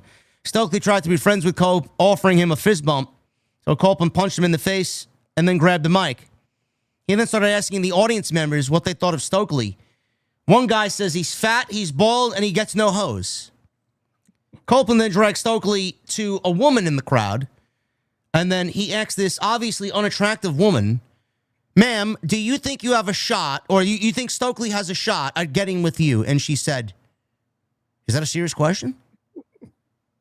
I mean, if you wanted that segment to work, Cope, I think you should have went to someone a little bit more attractive than the woman you chose. Just gonna say, okay. She would have been very lucky to have gotten Stokely. Stokely would have automatically said, no, bitch, no. Go back to your hole in Cincinnati. Give me a break. Ridiculous. You know, Adam Copeland's here fucking around with fucking Three Tooth over there in the crowd, and John Cena's over in WWE retiring this year. You don't think Copeland wants to be one of Cena's last matches? He's over here in front of 1,500 people asking a fucking obviously fat woman, you think Stokely's got a chance with you? Come on, man. This is fucking ridiculous. It's so sad what this is resorted to. So FTR, listen, we knew where this was going with FTR. You knew they were going to be out there. So Copeland dragged Stokely back in the ring. Cope speared Stokely in the ring again and again. FTR arrived on the entrance ramp. They begged Copeland to stop, but he speared Stokely again. FTR couldn't take it anymore. They ran to the ring, negating their restraining order. Copeland took out Wheeler and Cash and went for a third spear on Stokely, but Stokely threw powder in Cope's face, causing the ref to call the match and rendering him vulnerable to attack from FTR. They slammed his head with a microphone, and Wheeler held Cope so Stokely could punch him. So Adam, Copeland, and Stokely went to a no contest. FTR went to finish off Copeland, then a wild Christian Cage appeared with Spike in hand, that big baseball bat with the spikes that Adam Copeland loves to use as a weapon. Nick Wayne showed up immediately with a steel chair, then Kip Sabian with a chair. Cope speared Sabian, and the heels backed off, leaving Christian and Copeland in the ring standing tall. Crowd chanted, hug it out, which they did, and it got a standing ovation in front of 1,500 people in Cincinnati. Well, the match with Stokely and Cope went exactly as you would have expected, right? Not exactly, but it was very entertaining. I'm not gonna lie. I expected a winner. I expected Cope to win.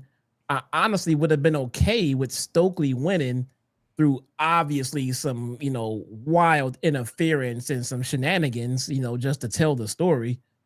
But other than the outcome, which was a DQ, which was kind of lame, to be honest with you, it was entertaining. It was funny, and it's exactly what I was expecting. Outside of that, though, that's about it. So they announced almost immediately that Copeland and Christian are wrestling Nick Wayne and Kip Sabian at Forbidden Door. And which, by the way, if Stokely would have won against Cope, and then they did book the match like you suggested with Christian versus Nick Wayne, and didn't have Nick Wayne go over, having them come together in Canada to get the big W would have made the moment even fucking better. They need each other's fucking back with all of this shit going around to get the fucking W. Bro, you're making too much sense, bro. I'm gonna have to dump you. Okay. Oh my god. This was awful creative. If you see any positivity aggregators on social media claiming that this was not rushed, this was absolutely rushed. This was absolutely rushed. There was no reason whatsoever to include Copeland and Christian in a tag team match on Forbidden Door outside of everything else that you have going on, which is now 14 matches in. Or what seems to be 14. I don't know what the fucking show looks like, man. It's loaded. For what reason? Why? You got a lights out steel cage match. You got the world title match. You got Hiroshi Tanahashi wrestling for the last time in AEW. Why are you including this on the show when there would have been a great way to get us to Nick Wayne and Christian first, with Christian getting beat down by FTR and the matriarchy? Out comes Cope, and then they have a reunion, and they come together and say, you know what? We got to join forces to eliminate everybody. And then you do the hug at the end of the match with FTR, whether it's for the titles or not. At the end of the match, when they beat FTR, you do the first tag team match in Toronto at All Out. You're giving us a tag team match on a Forbidden Door card for what reason? The moment was the tag team match. The moment was the coming together. The moment was the hug. You gave everything away before we even got to Toronto on September 20th. I swear to God, man, that was one of the very few things that I would have absolutely said, you know what, I'm covering the AEW show over the WWE show that they're rumored to be having with Cena and Lesnar. This. Now you gave it to me. I feel half of what I felt going into this show now that you announced this match for Forbidden Door, and I'm absolutely covering the Brock Lesnar and John Cena match at Bad Blood, or whatever it is, on September 20th. I don't believe this company gave this away. I don't. Absolutely haphazard, no vision whatsoever.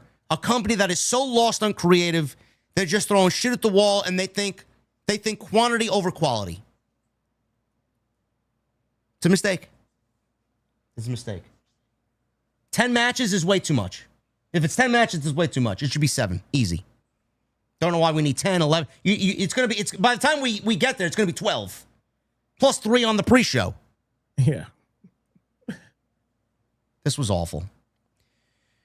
8-man tag team match that they label as an all-star 8-man tag team match. The Young Bucks, Kyle Fletcher, and Josh Alexander against Tomohiro Ishii, Hologram, Brody King.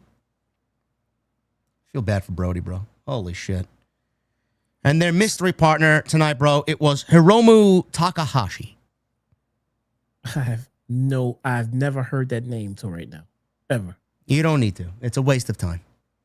Anybody who's jumping for joy and marking out over Hiromu Takahashi, bro, you got some fucking problems, really. This went as you would expect. The Young Bucks came out. They got no entrance.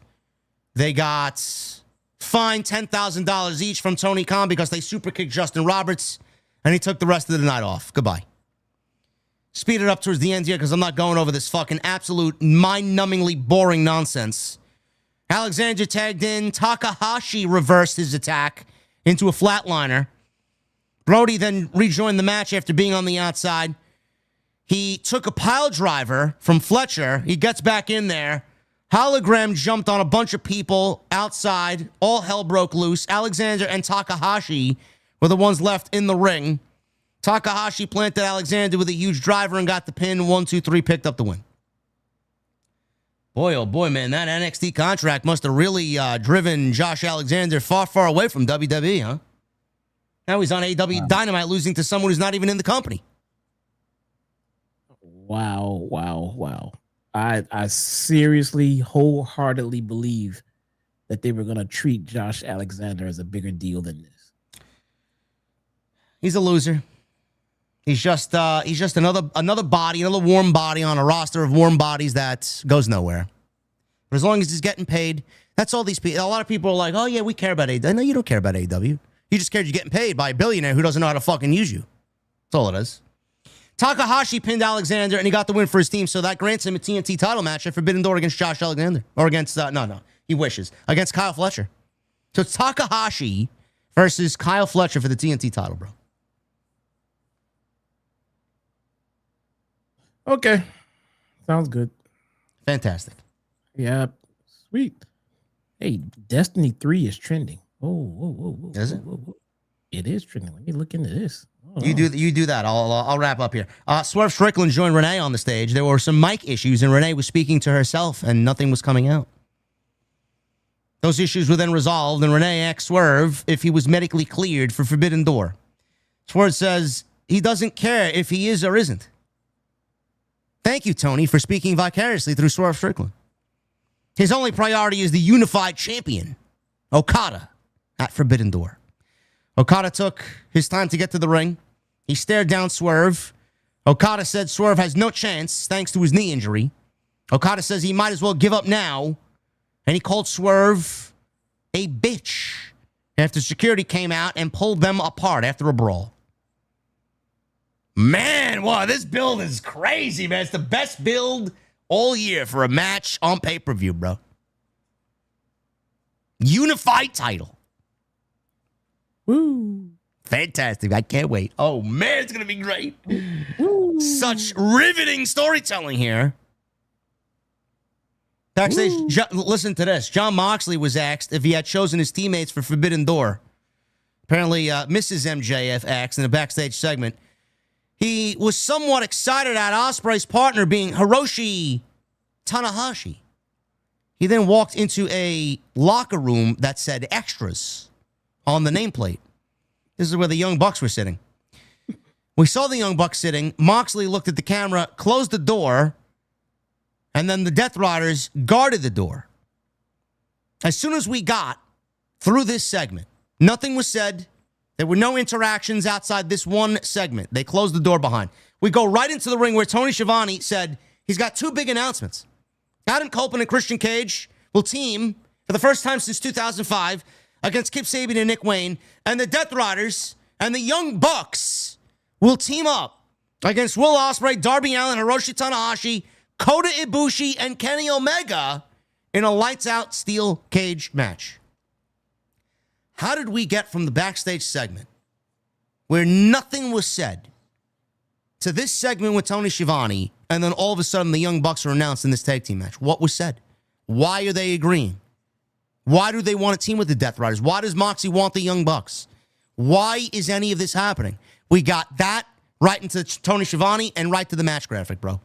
Nothing in between. We got nothing as to why this match came about. And then on Ospreay's side, we got Kenny Omega, who hasn't been on television since All In. We got Kota Ibushi, who hasn't been on television since All In. Why are we here? What does this have to do with anything? No clue. There's no Destiny 3.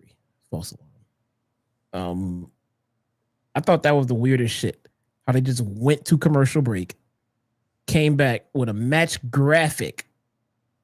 There seems to be, and again, another fantastic example of a lack of storytelling. You want to show us of Moxley entering a jobber's locker room, and by the camera frame, all we saw were actually two jobbers. And then Marina Shafir walks in there and like tells them in like, I guess it's Russian that she keeps speaking, and tells them to get the fuck out. These guys understand it. And we see them walk out of frame, and then the door kind of moves. Then we see the Bucks sitting there. That was hilarious. They're sitting around in the extras room, but they go in there and then they go to commercial break. Like, okay, that's a little bit of a cliffhanger before, or going into a commercial break, because now I want to know what's going on with that conversation when they come out. When they come back, I would love to be in that room, involved in that conversation or something or another. Instead, we come back out and they have a match graphic. That means they went in there, talked about what they're going to talk about, went to TK, told him, and they made the graphic. All that happened during the commercial break. You missed so many opportunities to tell this story. Were they reluctantly getting together? Were they back there high-fiving and happy about it? Did they form a new stable together? Is there a new understanding? What is happening? What the fuck? How did this happen? I genuinely don't know what is going on here. And my other question is, this is a 10-man steel cage match. Now, I know this is not a regulatory steel cage, and I know this is not having the 18-by-18 ring house 10 fucking guys inside a steel cage. Is this blood and guts without them actually saying it's blood and guts? Because this is what it feels like to me. Are we getting blood and guts here? Randomly? They didn't tell us, but that doesn't mean shit. I mean, what type of match? This is not a regulatory steel cage match. I'll tell you that right now. So what are we doing? Did they just give us blood and guts without us actually knowing it's blood and guts? They can't do that though. I mean, if they just randomly throw together a blood and guts match and putting two with rings no story, together, with no story, with no announcement of it. So no, they're gonna cram all those guys in one regular ass ring. Oh, they put Ospreay on a stretcher and carted him off at All In. Now it's time for blood and guts, pal. I hope it's a regular ring and not the fucking tiny ring that they get Buddy Matthews injured in. That was a 16-by-16 ring. Their regulatory ring is 18-by-18. It's smaller than the WWE ring. There we go. Okay. I don't know how this... chat, you got to fill me in here, man. What do you think it is? Is it blood and guts? Got to be. Main event. What a main event here, man. Oh, man. Trio champions, the Ops. Samoa Joe, Katsuyori Shibata, and Powerhouse Hobbs against LFI, who hasn't... When was the last time they were on Dynamite?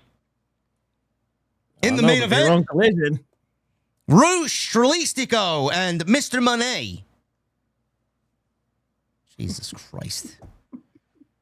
Mr. Monet tagged in, and Hobbs took out Mr. Monet and Trilistico, stacking them up in the corner. And then he hit a big spine buster on Mr. Mercedes. Roosh broke up the pin, though.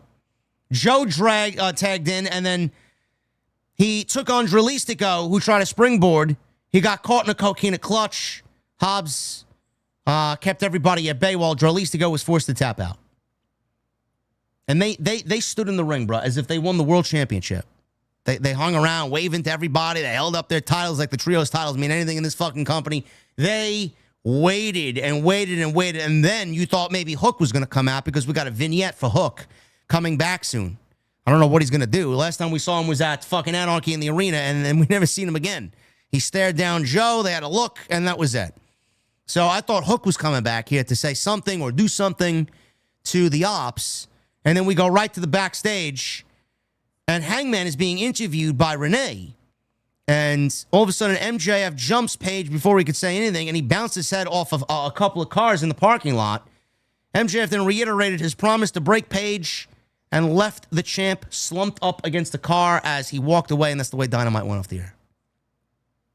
Man, that's an exciting way to get people to watch next week, man. Oh, man.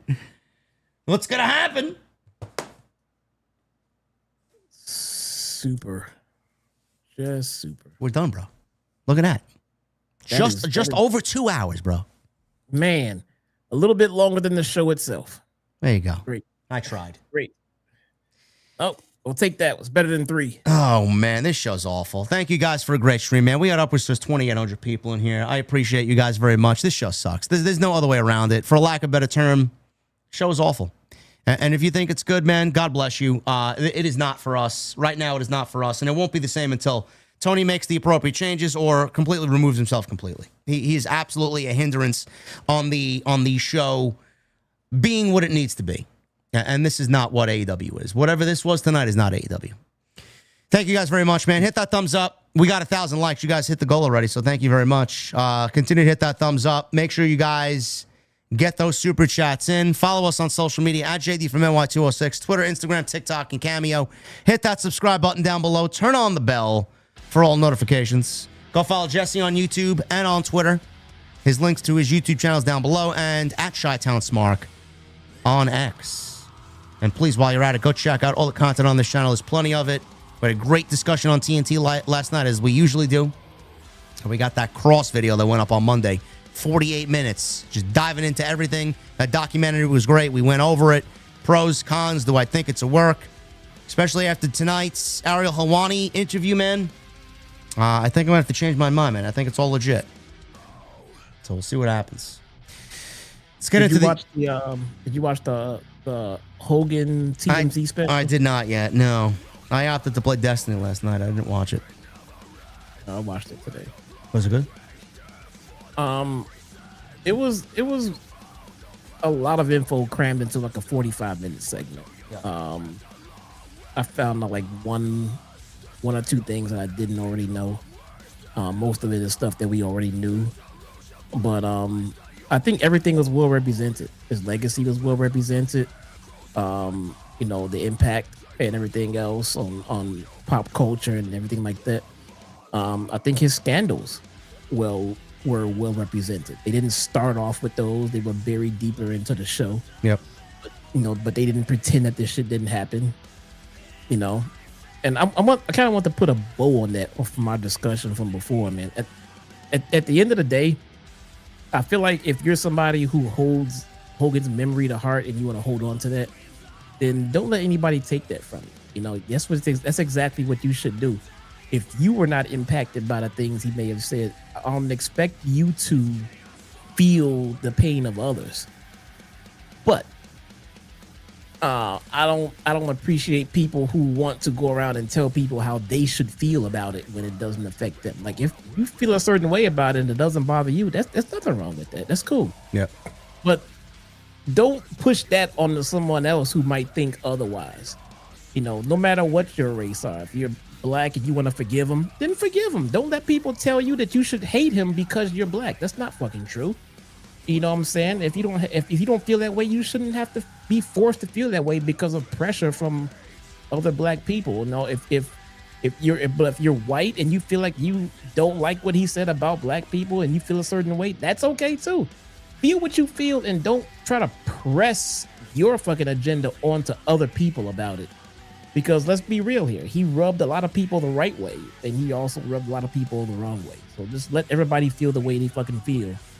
And there should be no reason to debate over it. You know what I'm saying? Your feelings are your fucking feelings, and that's just what it is.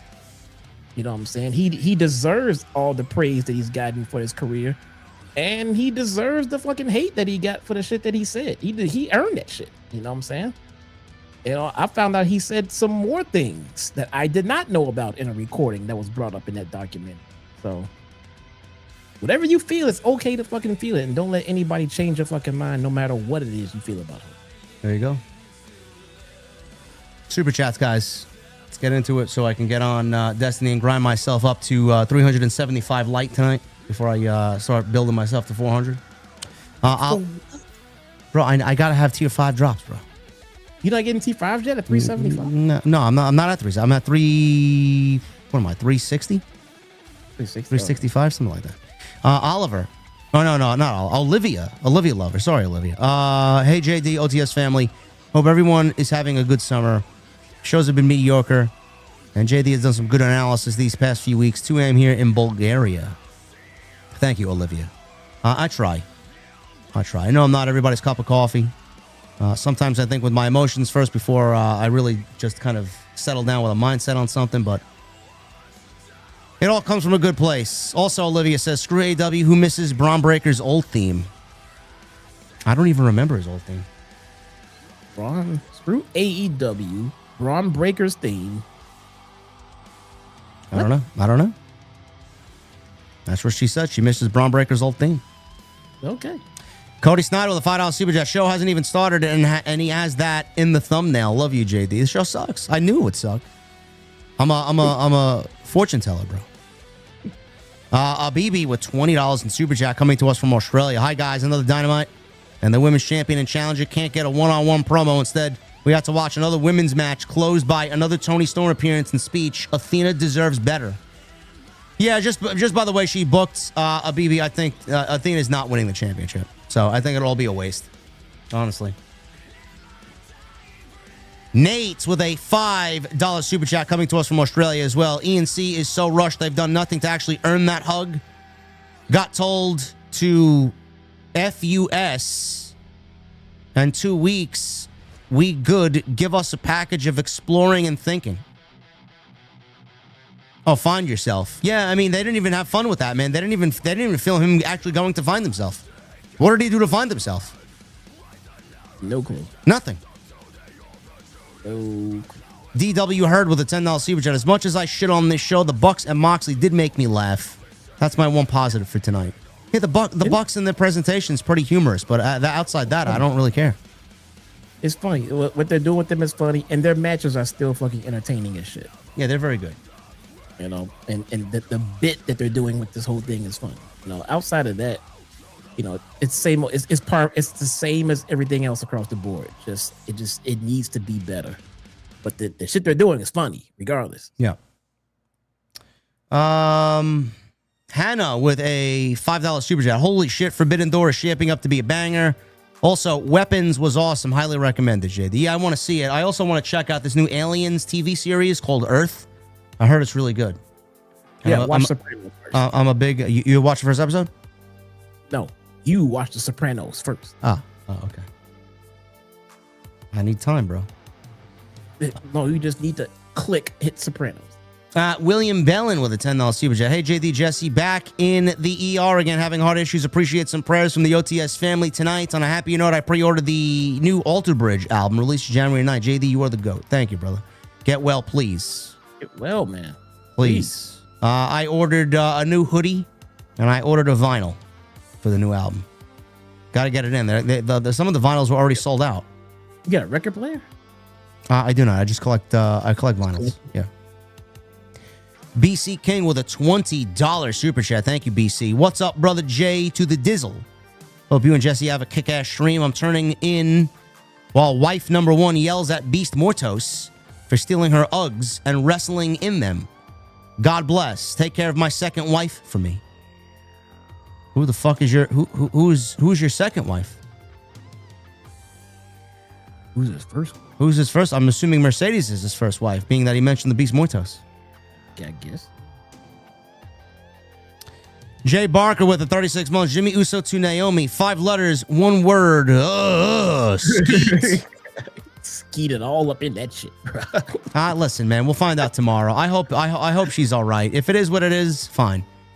I hope it is what everyone is guessing that it is, and I wish them nothing but the best. I hope everybody's all right, and it's just a little pregnancy. That's about it. Yeah, Mike Johnson of PW Insider said that nobody really knows, and a lot of the news around Naomi has been hidden from the talent. So it may be that, being that nobody knows.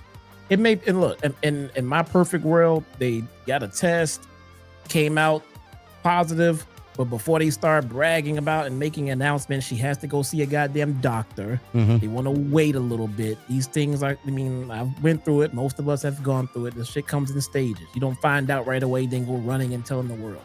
There's levels. So yeah, I hope they get what they're looking for. I got Triple M here. What's up, brother? 25 months. I sat in orbit today making silly AI videos on VEO3 because of boredom. 1 pinnacle for 1 power increase today. No more solo op. Rather fire team OP. Bro, I ran like 2 hours of a mix of activities, man. I mean, I'm losing it, man. I'm starting to get really bored. It's so boring. Yeah. They got to do something, man. They got to up the rates. They got to up the drops. Something. CM Punk fan with a $5 super chat. No wonder why WWE wants to counter program AEW. AEW is a sinking ship. Yes, there's a big hole and it's sinking, man. And WWE is going for the kill. Absolutely. Ryan should be focused on their own product right now. How about that? Yeah, I know. They should. Ryan Sully with a $50 super chat coming to us from Canada. Hey, JD and Jesse, this show sucks. Keep up the great work, JD. OTS for life. Thank you, brother. Appreciate you very much. SHX8392 with a $5 super chat. I'm so glad I don't watch AEW. I stayed playing Pokemon Legend Arceus on Switch 2. I'm more entertained on this game than AEW's Boring Fest. There you go. I wish I was doing something else but covering the show too, bro. Soon. Chris with a $4.99. What's up, JD Jesse? Today's my 33rd birthday. OTS venue. Acknowledge me. Thank you for what you guys do.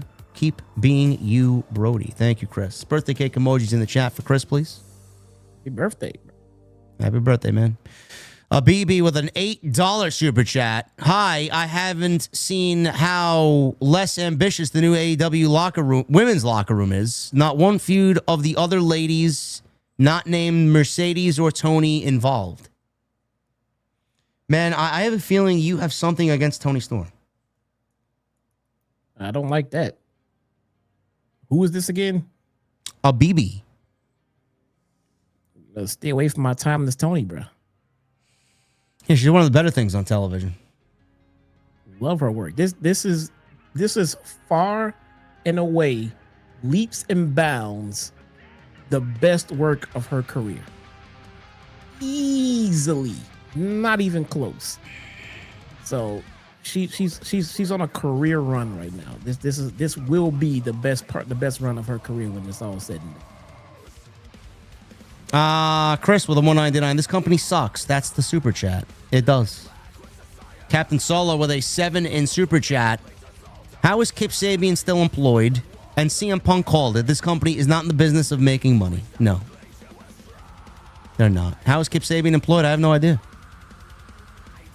He's been there since day one. Nisha 1994 with a $4.99. Imagine WWE having Liv and Rhea hug and make up random on Raw, built in 2 weeks. I don't understand. You'll have people going against why we don't like Cope and Christian. I listen. I love both of them. We love both of them. The fact that it did not come off the way that it needed to, and the fact that they wasted the moment in front of 1,500 people in a fucking ballroom in Cincinnati is pathetic. Yeah. They don't know how to capture the moment. They wasted the moment. Now I don't give a shit. Captain Solo with a $2 super chat. Will Ospreay has miraculous healing skills, bro. Apparently. Hopefully he knows what he's doing. Mr. Me QT with a 2. Don't agree with you at all, but thank you for the laughs. I'm assuming that's QT Marshall in the chat trolling. Could be the real one. Show sucks, bro. I don't give a fuck if you agree with me or not. The show sucks. Please combat me and tell me I'm wrong. Please. I don't think you can.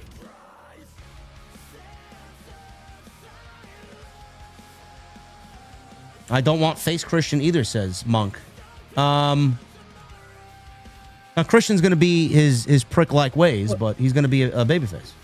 Well, look, you don't want face Christian right now because they have not told the proper story for you to be wanting a face Christian right now. The last time you really saw Christian engage on anything, he was an absolute prick. No. You know what I'm saying? I mean, we didn't see him go find himself. We didn't see him see the error of his ways. We didn't see what path he took to get to where he is. So as far as we're concerned, he was a dick. So yeah, we don't want to see babyface Christian right now because creative has done a poor job at telling that story. Yeah. Cody Snyder with it too. Punk, Cornette, and Last were always right. Yeah, but Tony listens to Cornette every week. You would think that he would listen to Cornette and fix the fucking things that Cornette's calling out. He doesn't. That guy Nick Rubio with the 199. Keep preaching, JD. Cheers with my Jack and Coke. Enjoy it, brother. Francisco Valdez with it too. WWE didn't get good until Evolution. That's not true. They were good going into WrestleMania 40 last year. Everything was great. Everything was riding high, man. We got stories. Even WrestleMania 39, we got stories. Evolution was great. The stories in WWE have not been good this year at all. They don't have that one overlapping story that really is generating interest. This Seth Rollins Vision group is not doing it. Hollywood guy with a $5 super chat. Did you guys happen to see the Karrion Kross interview with RAL? I feel sorry for Kross. It looks like he was screwed. I did watch it. It was very good. Captain Solo with a 2, but TK says it's good shit, bruv. It's not. Anything but good. Street Fighter with a 5. Hit the like button, you sickos. They did. We're over 1,100 likes now, bro. Thank you. That guy, Nick Rubio with a 199. Never changed, JD. Cheers, bruv. You too, brother. Hunter Cyber with a $2 super chat. Mushroom stomp that like button. Street Fighter with a 5. Collision Corner, let's go. And then he leaves me a clown emoji. Yeah. Collision is the circus every Saturday. Twan the Truth, 34 with a 499. JD's going to go nuclear when Hologram takes the world title from MJF. Bro, MJF's not winning the world title, man. He's got Bobby Lashley in his rearview mirror, and then he's got to defend that fucking lightweight, heavyweight title that he's got from CMLL against Mystico. He ain't winning the world title. Richie V with a 499. I'm praying for all the baby faces in the cage match. I'd never seen a more injury-riddled team in my life.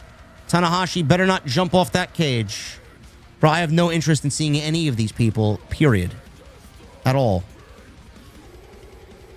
Ospreay's great, but, I mean, the fact that he's injured and he's wrestling in a steel cage match, it's just ridiculous.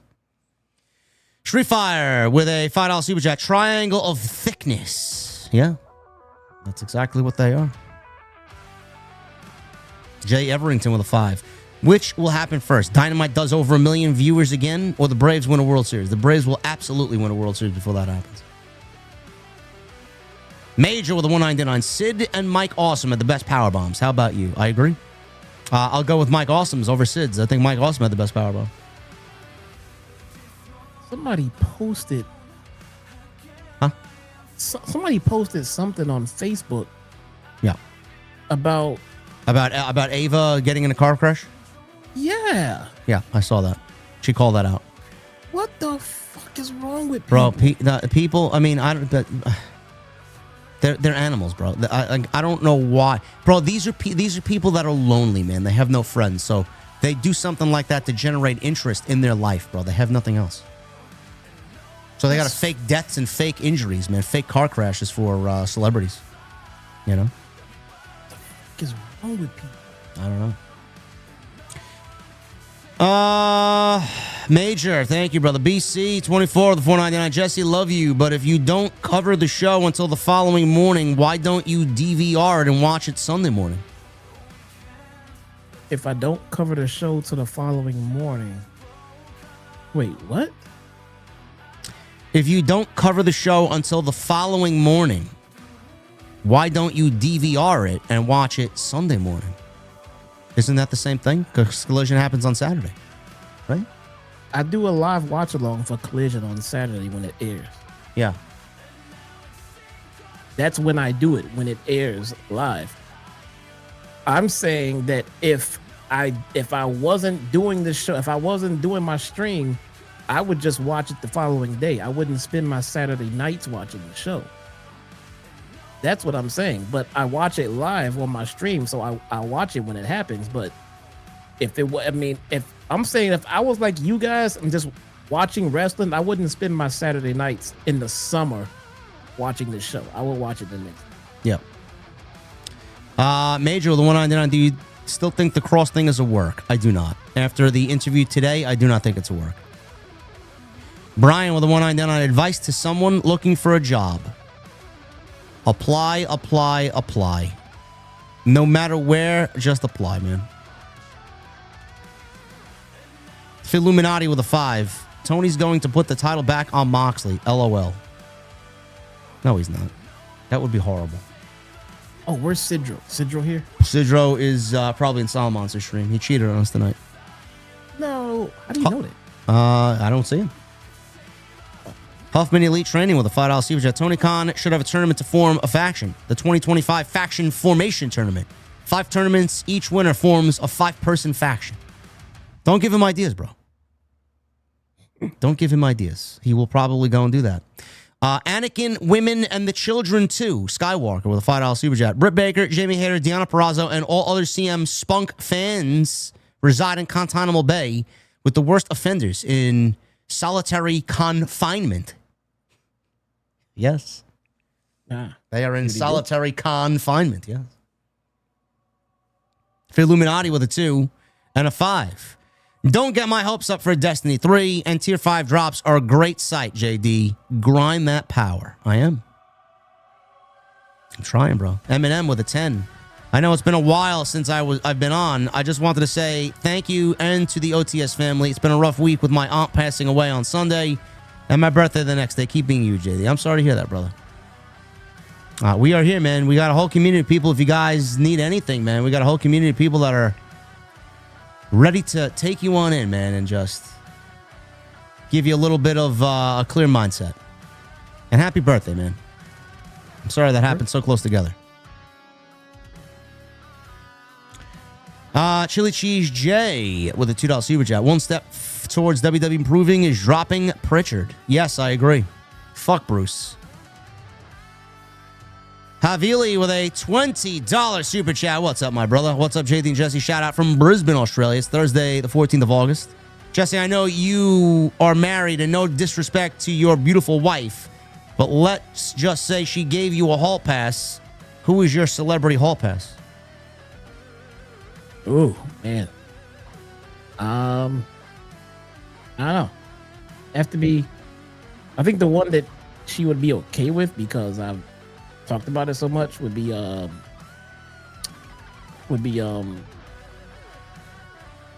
Jessica Alba. That's a good one. Either Jessica Alba, Scarlett Jo. That's a good one. If I had to pick a wrestler, probably Stat. Yeah. Alba's a good one. I'm gonna go Sydney Sweeney, celebrity wise. Pro wrestler, I'll probably go Stephanie or Sky Blue. So good. So yeah. good. Nick, thank you, Avili. Nick MacGyver with a 5. How does the quality change in AWTV if you just add someone like Corey Graves to the TV team? I think it changes dramatically, bro. It's one of the worst parts of their show is the commentary team. Outside Taz, Taz is great. Shivani and Masked Fool over there, he's awful. They're both awful. We need Moro. Yeah, we need Moro. Justin with a 99. Great stream, gentlemen. Have a great night. Thank you, brother. Thank you very much. Captain Solo with a $2 super chat. JD, are you an Anthrax fan? And did you like Dale Murphy? I wasn't a big Dale Murphy guy, bro. I was more of a David Justice guy. And do I like Anthrax? Yeah. Belladonna Anthrax. My favorite Anthrax song is Indians. And Havili with a 5. JD, if Jade Cargill didn't leave AEW, where's the possibility of her losing the TBS title to Mercedes or face Tony for the AEW Women's Championship? The probability of her facing Mercedes probably would have been very high, Havili. Would she have been AEW Women's Champion by now? Probably. She's not even ready yet, even being in WWE, so I'm glad none of that has happened yet. Oh, man, that's all we got, bro. Any closing words before we get the fuck out of here? Yeah. So, what does frozen beer, burnt pizza, and a pregnant woman have in common? What is it? Someone forgot to pull out.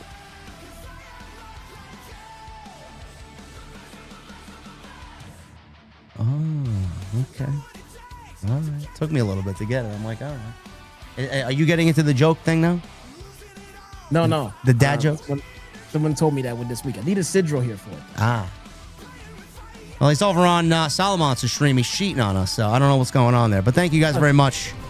Thank you guys very much. Shitty jokes now? Huh? Giving him his shitty jokes now? No. Oh. He always does. He splits his time. Anyway, guys, thank you for a great night, man. This show sucks. I don't know what else to tell you, but you guys make it worthwhile every Wednesday, man. We got 2,800 live in here, so clearly we are making a difference, and people are very vested in what we're saying. So thank you guys very much for all your support. Follow me on social media. Follow Jesse on social media at JDfromNY206 at ShotTownSmark. Hit the subscribe button for this channel and on his channel as well, and go check out all the other content on the channel. We got plenty of content and more still to come this week. I will see you guys right back here tomorrow with some extra, and Friday right back here live for SmackDown on Off the Script. I'll see you guys later.